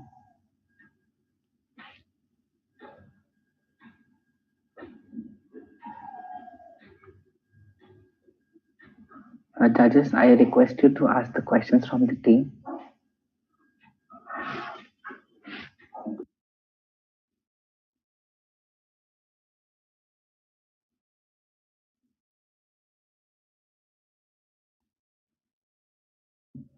Would you mind sharing like what methodologies are you trying to utilize in terms of waste segregation? Is this hand-picked separated, or do you have any mechanism? Because it's all about polystyrene. It would be Go ahead. It would be hand-picked segregation into different types of plastic, which would be shredded using machines, and then it would be ready to be sold to different manufacturers and recyclers according to their demand. So how do you think this feasibility works in terms of hand picking for that volume? That is my correct question. It'll be easier because we are planning the half of the segregation to take place at household level itself, right? So then the segregation is already done for dry waste and wet waste, and we know that most of the dry waste that households produce is mostly plastic. So once it's already into dry and wet waste, the garbage collectors just have to come to us with the dry waste, which is plastic, which is of the category of plastic, and then we segregate that into plastic, into the different types of plastic according to its utilities. So like you have selected EPS as one of your major contributors of your raw material. My question was, EPS would not be a major throughout from households. That would be a major throughout from industries. So, and they won't have even like enough time to segregate that and give it to you. For them, it is a dump, and they will just wait and give it to you, and they will charge you per kilo. I don't know if you have worked in scrap industries or not. This is how it works. How you are planning to segregate? Yes, we would purchase them at a per kg rate, and they do not have to segregate plastic into different types of plastics. Just they just have to give us the plastic. We will segregate it ourselves. We would employ workers. We would tell them about which category has to, which kind of plastic has to go into which category, and that's how we would segregate plastic at our segregation center before shredding it. And we're not restricting it only to EPS because I think that will not be feasible.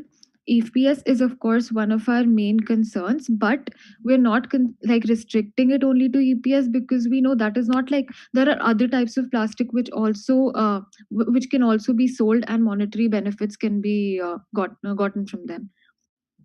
And we do not plan to restrict ourselves to only plastic. As our business expands, we want to become a recycler base for all kinds of recycling, because ultimately we have to think about the environment, right? Glass, metal, and so many things that can be recycled. We would be forming a base for all the recyclers, and but we would be starting with plastic in the initial phase. Thank you so much, Amber. Okay. I just wanted to ask you, it's a good idea. One question that I had was that in one of the points that you mentioned, you said you'd be charging households. So my question is that how would you change the inertia of people? I mean, they are already giving away their garbage for free, and no one's charging them for throwing waste. Why would someone register with you to? I mean, social impact can only get you so far. How would you overcome the inertia of getting people to pay?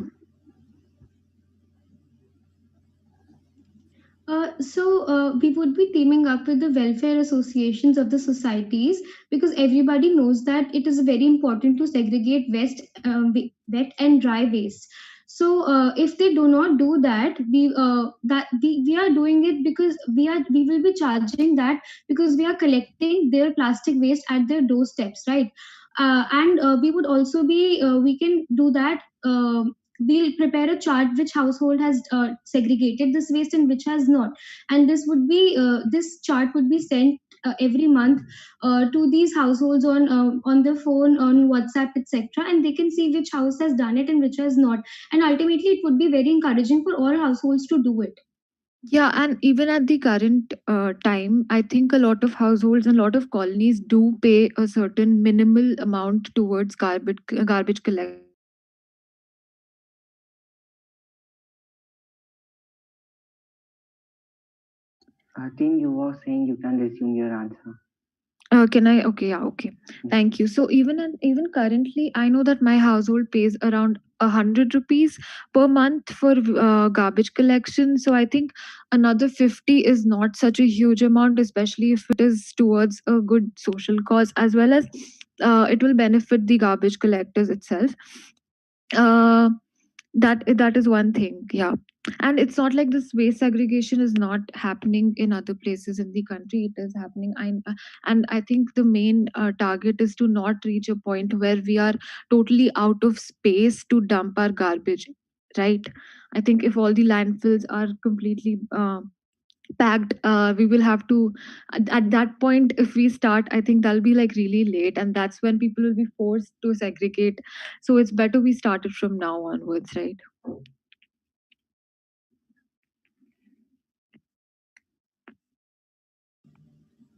Okay, do we have time so that I can ask one more question? Yes, ma'am. Yes, ma'am. We do. Okay. So I would like to ask, like you were talking about the minimal amount you have kept for charging, that is 50 rupees from one household. Don't you think that you need to do something different? Yes, you are absolutely right that you are currently paying 100 rupees for the same.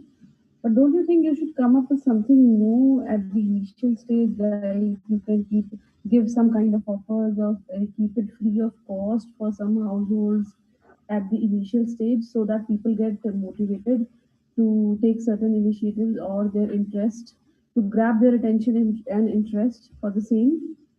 so that they can motivate the other people as well in the society? Do you have any idea what new scheme or offer you can come at the initial stages, apart from charging them at the starting only?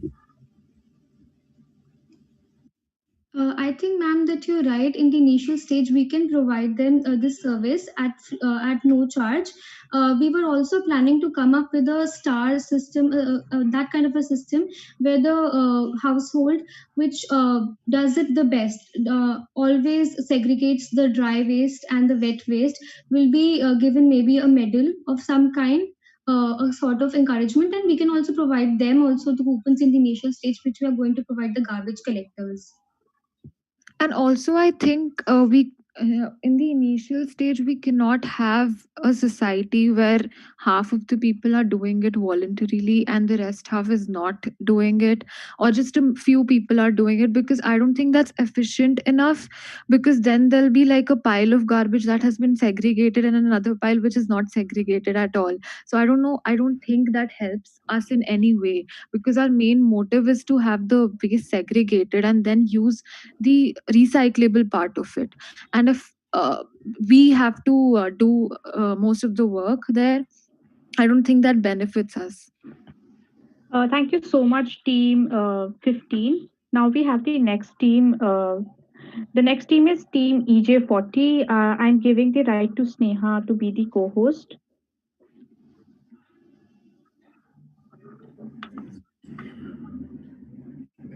Do I join the breakout room or share my screen here? No. I'm making you the co-host, and then you can join the breakout room. Sure. Yeah. I have opened the breakout room, and you can join.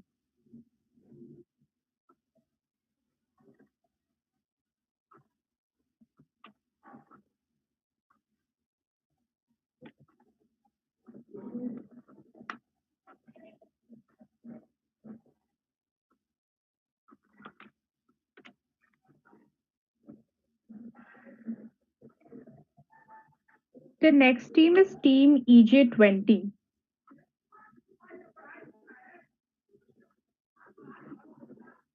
Team EJ20, would you mind unmuting yourself? Yeah, we are hearing. Hi, Ashutosh. Who will be sharing the screen so that I can make the co-host? Yeah, I'm sharing the screen. Astos EJ20. Okay, perfect. So as soon as this breakout room get dispersed, I will be making you the co-host, and then you can join the breakout room. Okay. Perfect.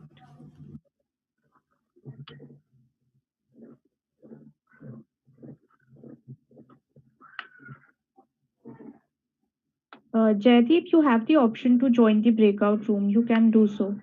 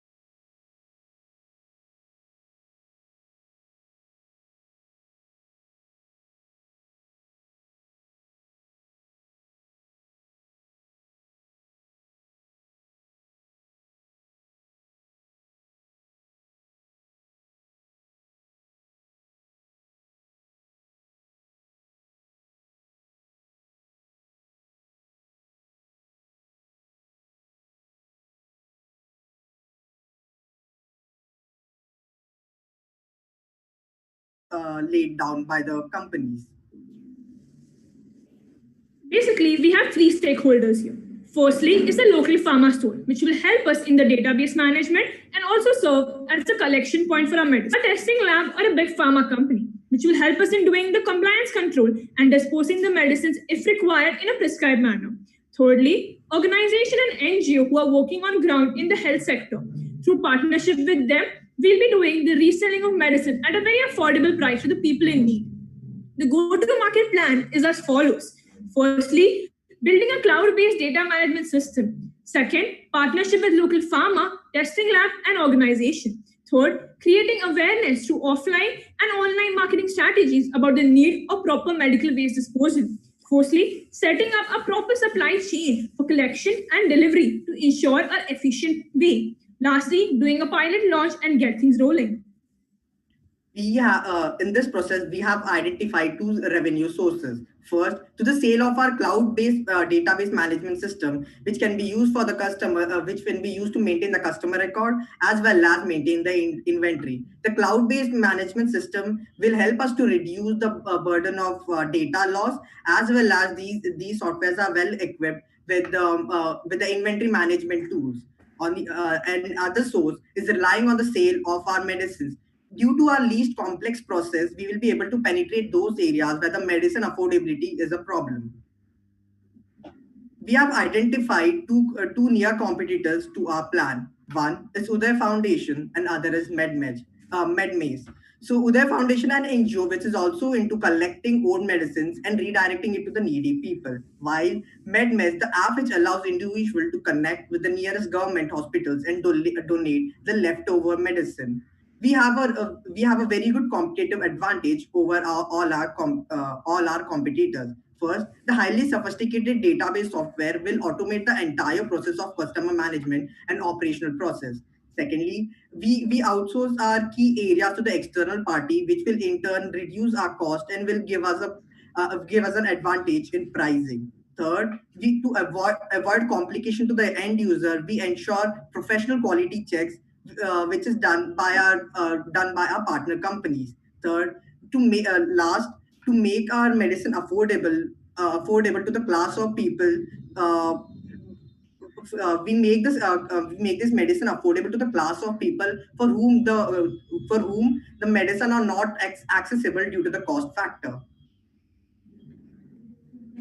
Through this model, we are able to contribute to 4 different SDGs: good health and well-being, responsible consumption and production, no poverty, clean water and sanitation. And we create an impact in 3 different ways. Firstly, by creating awareness about the harmful effects of improper waste disposal. Secondly, save valuable medicines from going to the landfill. And lastly, by increasing the accessibility and affordability to medicines. So this was our idea, Pharma Care. We are the team, Sneha Singh and Kartik Rao. Thank you. Thank you. Thank you so much, team, for the wonderful presentations. We may now proceed ahead for the questionnaire round. I have a question. Yeah. So in revenue model, you have written about the database management software on subscription basis, right? So that is for the pharma stores, right? Yes. So my question is, why would a pharma store will be paying you for a database management? What is it like? I didn't get it. Can you explain it a bit? Okay, thank you for the question, sir. The first thing is when we go to a pharmaceutical stores and local, they don't have any kind of record system. It's only with those huge companies like Apollo or Go Green that these companies have the highly sophisticated system where they manage their inventory as well as the customer database. While these kind of software will be, and they already have existing inventory system. So for which they will be using a software. This one software will give them two advantage at once. That is, this will maintain the customer database, as well as this will maintain the inventory, which will be in turn helpful for us as well as them. Okay, I understand your point, but my point is that thing as much as useful for the farmer store as much as you thinking? Like, do I really need to manage the data of my customer? At the end, I'm just there to sell my product, right? Yes. Just give out the medicines. So the thing is how this will in turn help them is like our system is something where a customer purchases from you, then comes back to you. If this person is collaborating with us and maintaining the customer database, he can ensure high customer retention in the end. So this will in turn, this entire system will be effective for him. So So that's the reason we can at least ensure him, saying that like he needs this customer database system in his pharmaceutical store. it will in turn help his efficiency and also help him to develop a very loyal customer base. If the is a pharma store, basically the aim is selling, so the aim is also creating profits. So if we show him how can he create more profit by having a efficient database management system and by collaborating with us, any store will want to do that then. Okay, so just take an example. I'm the patient. Okay, I want to take a medicine. Yes. I go to a certain store. Okay. Yes. He got my data. Next time I can buy the same medicine from another medical store. So how is this helping the pharma store? No. So what your system happens is that when I purchase a medicine from the local pharma store, the database gets entered, and then you get a SMS alert that your medicine can be returned if you're not using it completely. If you're not following the full prescription and you want to return it back, you can return it to us. Then there can be a credit system point. So, example like how you get on a Reliance credit system point in a Reliance Mart. A credit system point from which you can deduct an offer next time you buy from the same local pharma store. Okay, so you are saying that you will be incentivizing the pharma store, yeah, if they return the medicine. medicine. Pharma store as well as the customer for returning the medicines. So that way, I have to do the same pharma store to return the medicine. To ensure that he comes back to us, we will be regularly sending him the SMS alerts and all, so that like we ensure that this person who is buying from us come back to us and returns that medicine. Okay, and how likely is that thing, like returning the medicine? So the thing, what is the market size in general?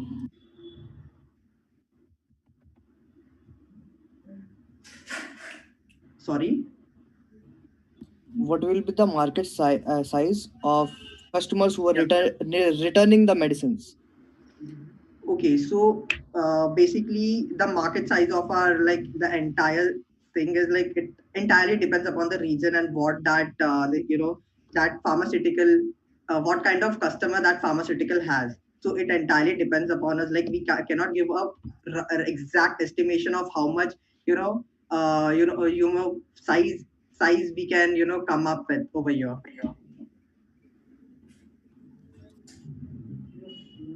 Okay, I'm done for my questions now. Thank you. Sure. Thank you. Can I ask my question? Yeah, sure. Or is there any other one judge who would like to intervene? Should I go ahead? I think yes, ma'am. Okay, perfect. So, hi team. I like your idea. It's good that you are thinking about, especially what I like about the medicine management, that the one aspect that you have put it out.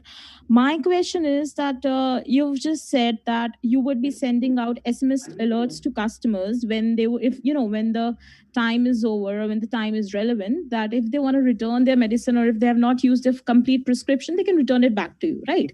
Now, the question of concerns here is that each and every medicine, they have their own date of expiry, right? Each of every medicine, it have their own set of expiration dates and about how long it should be used, how it should be taken, things like that. It's their own disclaimer to it.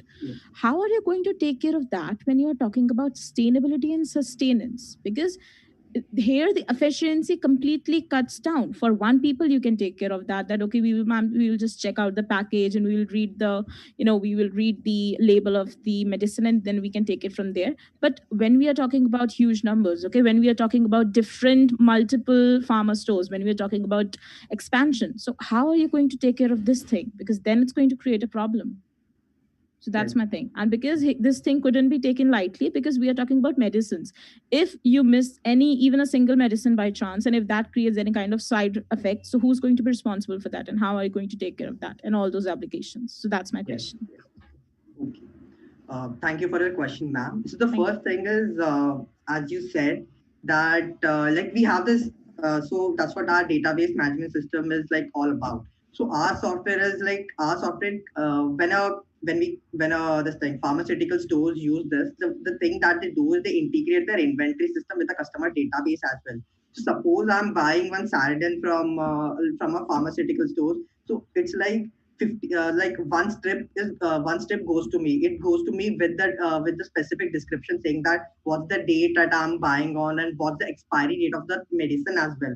So we ensure that we don't have to personally check each and every medicine one by one. Like suppose if Sneha is buying from Sneha is buying from me one strip which contains suppose 12 tablets. So I know that 12 tablets had an expiry date of this and she has not started on strip. So when she returns back to me saying that this is the medicine that she bought from us and this is the medicine that she wants to give it back to us, so we know exactly what expiry date it has and what kind of like when it was bought, so we can ensure a stability over there.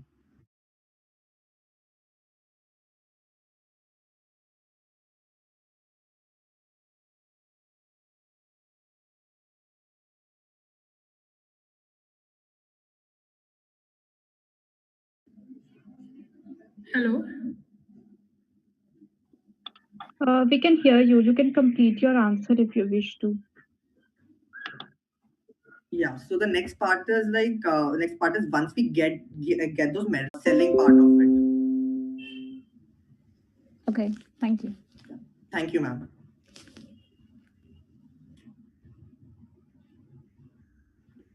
Thank you so much, team and the jury members. We may now proceed ahead with the next team.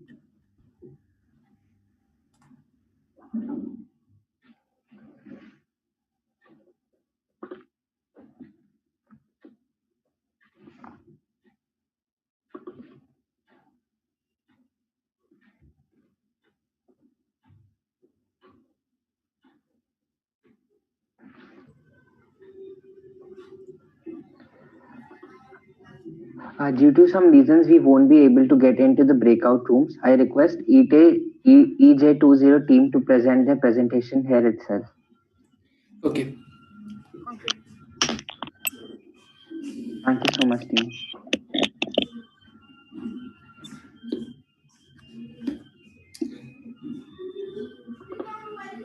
Is it visible? Yes, we can see your screen. Okay. Yeah.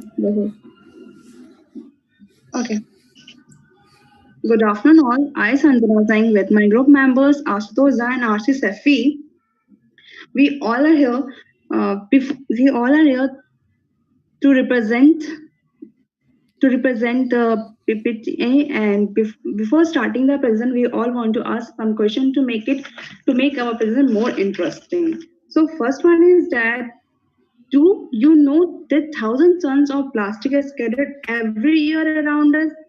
And then next one is that how the production of textile industry increasing throughout the year, and many of them clothes waste are recycled, but still the people of small villages or rulers are not getting profit from them. And last but the not least, why rulers people are still unemployed even after they are well skilled and have sufficient time. Also, next slide, please.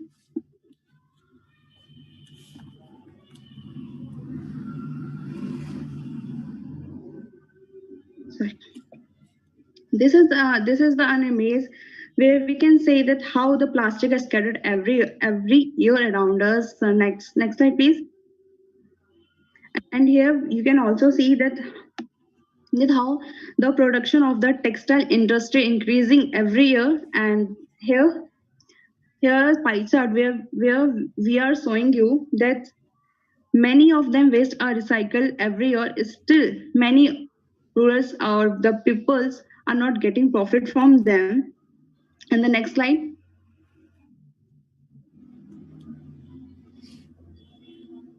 And these are the last question, but the not least, that why rural people are still unemployed even after they are well skilled and have sufficient time. Next slide, please. And when we consider all these points, we came up with an idea, Pahel, regarding all these questions. Next slide, please. Pahel is nothing but an website or a website or an app where we where we sell the handicraft products which is made by the ruler, and for the better result on the better crafts we will train them regularly. Next slide please. Okay, and the objective of the PAL is to reuse our waste such as the plastic or the cloth waste, and make sure our economic will grow. And the second one is that we want that our rulers are will are employed and make them self-independent. Next slide please. And our mission is that we also want to have production on large scale and make sure to sell the products on foreign also. And now, next slide please. They have a look the end product and our end product which are made by the waste such as the plastic waste and the cloth waste. Have a look at next slide please. And now I would like to invite Arshi to explain various model and the cycle. Arshi, would you like to? Yeah. Team, you are done with your 3 minutes. You may now go ahead with your remaining 2 minutes. Thank you. Continue, RC. Okay, yeah, sure. For capital creation, we are preparing to get sponsored by approaching the companies like Tata, Vedanta, etc. They voluntarily come for the social work funding. Next, we are preparing for the Ambedkar Hastshilp Yojana. All right, under this government will help us. Then we have the government funding. Our business idea and distribution is that initially we set up an app or website for the sale of the product and campaign advertisement, in which we are going to divide the distribution like that. Operation for the 20%, craftsman for 20%, marketing for 40%, profit for 10, and other we will remaining for the 10% for the others. Next, we have the revenue model, in which what we are doing is we will provide the raw material to the artisan, develop a design. All right, then then the production process in the community artisan time. Then we will provide the fair and punctual payment to the artisan, global marketing, bridging artisan to the end user, artisan profit from the market and the crafts. And the next thing, social investment to improve the entrepreneur livelihood. All right, next we have the business cycle. In business cycle, we have what we have find out. First, we will going to have the boom period, that is the expansion period, in which our economy and the products demand is starting to rise. Then the peak period, it is the high rate periods of any product or business, in which it is at its peak of their selling. Then we have the recession period, in which the demand starts to decline. Then depression period, when the demand is almost get negative. Then we have the trough. In trough, the demand of our products is going to be the its lowest point. Then we will go for the recovery period. In recovery period, what we are to recover from that situation, what we are planning, that is we will reduce our price so that we can move to the peak period.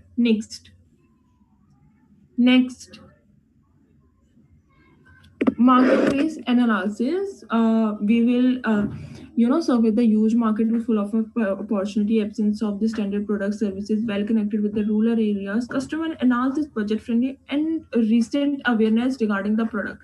Next, pricing strategy. We are using penetration pricing. That means we will set our price initially low so that we can reach the large number of consumer. Then we'll be providing the combo and offer for our products.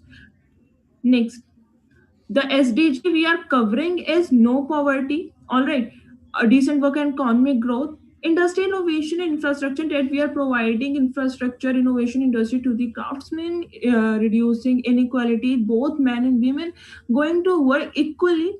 Sustainable city and communities, in which what we are doing is we are saving the culture and heritage by making the goods from the waste material. Next, we have climate action. We are using plastic so we can recycle and reuse it.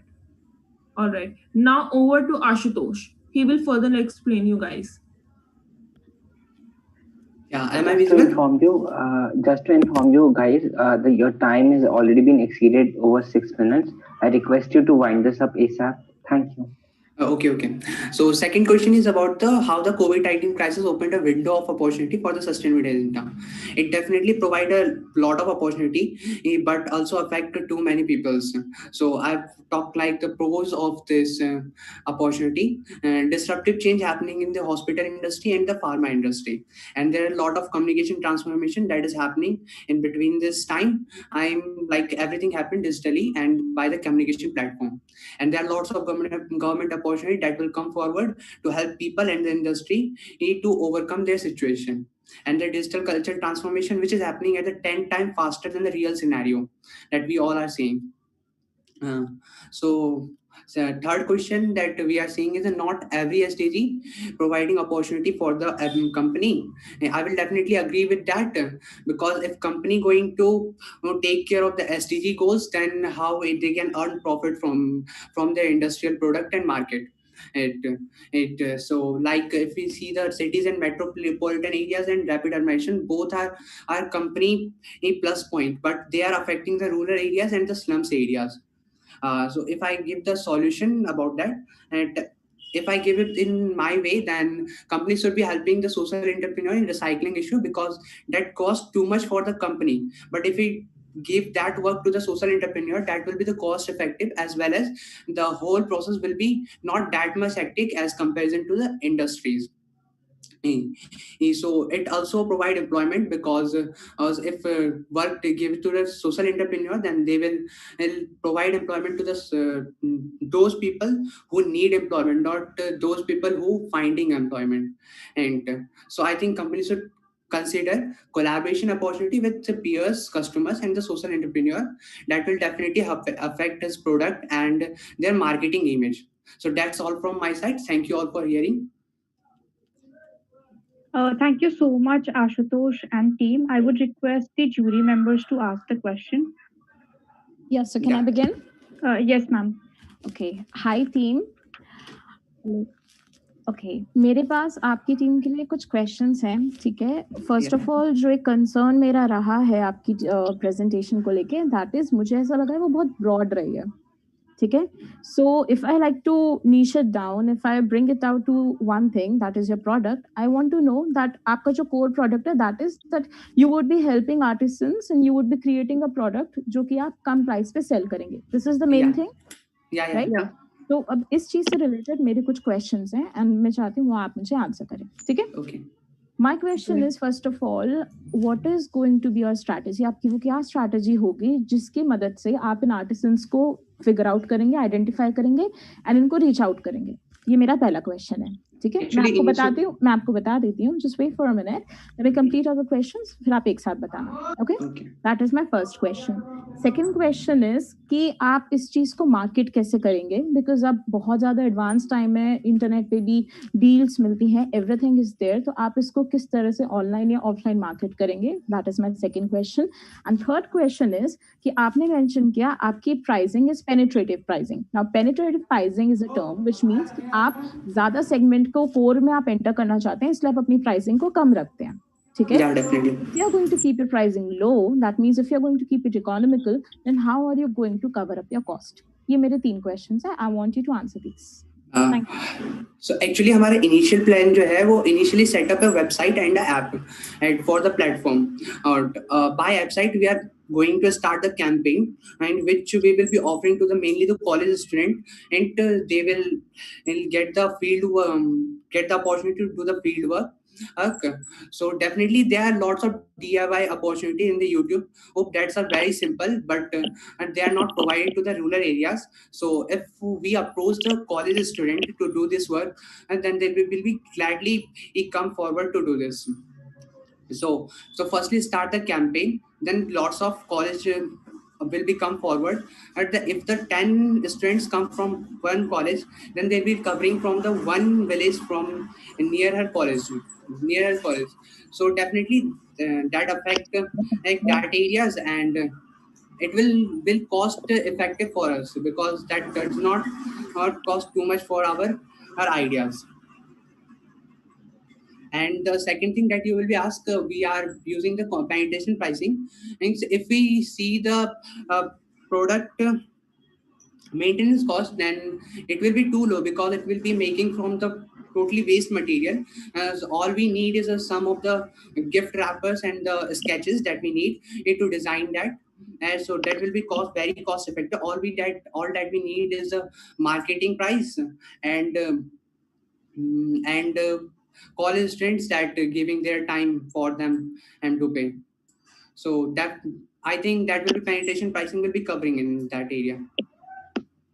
Thank you so much, Ashutosh. If there is any point that you wish to make, you can do so while emailing it to us. And you can mention Ma'am Lovely Arya's name as the jury who asked the question, and she will be marking you on the same. Now, thank you so much to the team. I request Mr. Ashish Kumar to give his final feedbacks. So I think overall it was amazing, but some of the presentations really would need some improvement in terms of what presentations they are making and the broadness of scope they are presenting to the audience or to the judges. So they should be confined and they should be sticking to the data, what they collect, and they should not include more of catchy words which may later on damage their like I would say marking schemes and other things.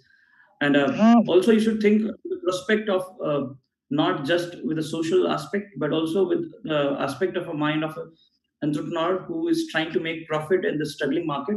So if you just confine yourself to sustainable development and Enactus shell, then the real time doesn't work out. Because when you step out and look for free work, everyone would come out. But when you ask for some amount, things changes. And realistically, things work when we have something in hand. So you should think in that prospect and try working out. Thank you so much for having me. It was lovely being with you all, guys. We'll soon connect for some other occasion. Thank you so much. Thank you so Signing off. much, sir. Thank you, sir. Thank you I've so much shared the for judgment making sheet out to you time. guys. So thank you so much. I'll be logging off now. Okay, thank you so much, sir, for Thank you so being much. Thank you, other judges. Special thanks to Lovely. She has covered good questions from my end as well. So I did not like go for further questions. Thank you so much. Thank you so much, sir. Thank you so much, sir. Now I request Miss Lovely Arya to give her final feedbacks. Okay, so for me, everything was pretty much nice. Actually, I was actually, pretty impressed by the kind of, I think, the exponential growth that some students were trying to target out for this entire competition. Surely there was a couple of students or maybe a couple of initiatives that could have been rolled out much better. But I think overall it was a good experience even for me, and I hope the rest of the jury members would accord me for that. And I hope that I haven't offended other jury members by speaking so much. But I think the important questions were important to be put out, and I think we all have done it as a team. And yeah, and I think I should thank Enactus for giving us all this opportunity and even trying to manage this all with such a grace. So thank you all. Thank you so much, ma'am. It was our pleasure having you on board. Now I request Dr. Shubh Arora to give her final feedbacks. Okay, so very warm good afternoon to everyone. Hope you all are keeping safe. And first of all, I would like to congratulate all the participants who have participated today. All the teams were fantastic, and the ideas were really good, and that really grabbed my attention. The new ideas which the participants have come up with, and I'm totally honored to be here today as a judge. Thank you very much for inviting me. I would just say that whatever ideas you come up with, please check out the main aspects like what would be the source of financing and how would you promote it being from the specialization or area of marketing. I would highlight here that you should cover all the aspects related to marketing, how you are going to promote, who would be your target audience, right? And so that you get the maximum benefit out of what you have proposed or offering in the market. And overall, it was was good, and a single afternoon was, I would say, a single afternoon was not really enough time to judge the all the different business plans put up here, right? Yeah. So I would congratulate everyone again who have participated and wish them all the best for their future endeavors. Thank you. Thank you so much, ma'am. Thank you so much, ma'am. Thank you for taking out time from your schedule and being here with us. Now I request Gaurav Malhotra to give his final remarks. Hi everyone, hi Vaishnavi. Thank you for having me over here, and it's been a pleasure like contributing and being a part of this very well coordinated session and event. Kudos to the entire organizing team. And as far as the presenters are concerned, yes, many of them were really cool and they were really good, like as to they know what they were like mentioning to and what they are referring to. However, yes, as very well said by Ashish, that some presenters were in need of revisiting their plan, because when we say that it's about selling a product, so when we are presenting our revenue, so that thing should be come up as our financials. Like for example, we should come up with costing pattern, and then we should proceed with. So for example, in this particular presentation, the cycle which was being presented, presenters initially mentioned that they were in a boom period in a very initial phase. However, as we know that over here artisans are involved, so we know that in this informal sector, like being going for an online thing, it won't capture like that much boom period in the very initial phase. So this is something that Ashish correctly pointed out, that we should be practical about what we are mentioning, and we should also look this sustainability from a entrepreneurial mindset, because like if we want to go for a long horizon, then it's necessary that we should be having enough funds in our hand.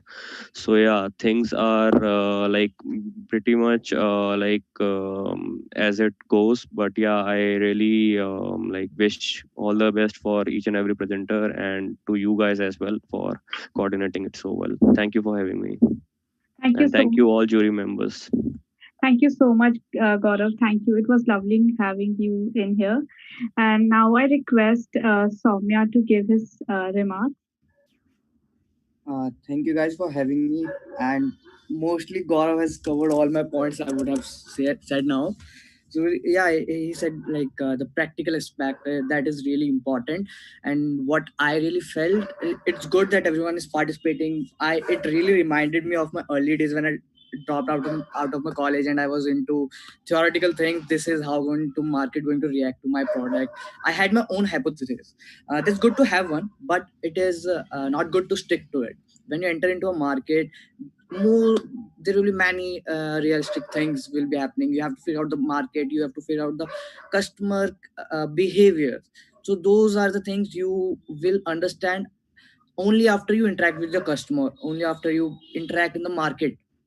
So that is really important. And even if you guys don't go ahead with your business plans, I would suggest in your college time at least try for entrepreneurship at least once.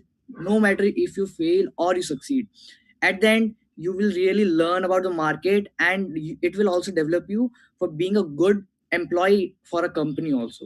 It really gives lots of insight. And kudos to the organization team, it was so seamless. So thank you for having me. Thank you so much, Soumya. Thank you for your enlightening words. And it really motivates to have people like all the jury members here around us. It motivates the team. It motivates me to be a better version, and to have this a platform where everybody can come in and share their plans and ideas and get mentored by you. I request Ms. Shalini Singh, the assistant professor who was here, like she was here with us in the mentoring round all the time, and now she's here in the pitch round. I request her to share the final remarks.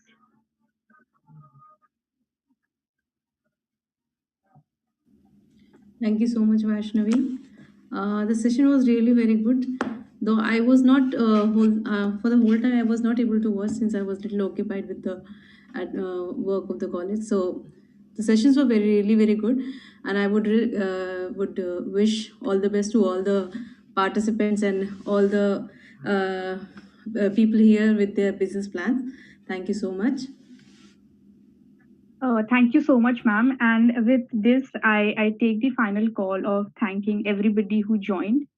I take this platform to thank our jury members for taking out time from their schedule. Ashish sir, Dr. Shobh, Mr. Gaurav, Miss Lovely, Aditya, and Soumya. Thank you to all the participants and our finalists. We will be releasing the results tomorrow, which is 28th November, and we will be sending the relevant details to all the team leaders. Thank you, Dr. Sumit Agarwal, the head of Department of Commerce, and my heartfelt gratitude to the team of Enactus Jemtec, Mr. Art Nangia, the president, Mr. Abhay Chopra, the vice president, Eva, Rakhi, Jaideep, the event coordinators, Rashi Bharti, the head of public relations of Enactus Jemtec. Thank you to the team of Ignite and IIC Council Jemtec and IIC Club of Department of Commerce, and to all the audience who was watching us live from YouTube from both the channels. Thank you so much. It was my biggest pleasure to be here and be a part of this hosting and trying to make things better. And thank you so much for joining in. Thank you, everyone.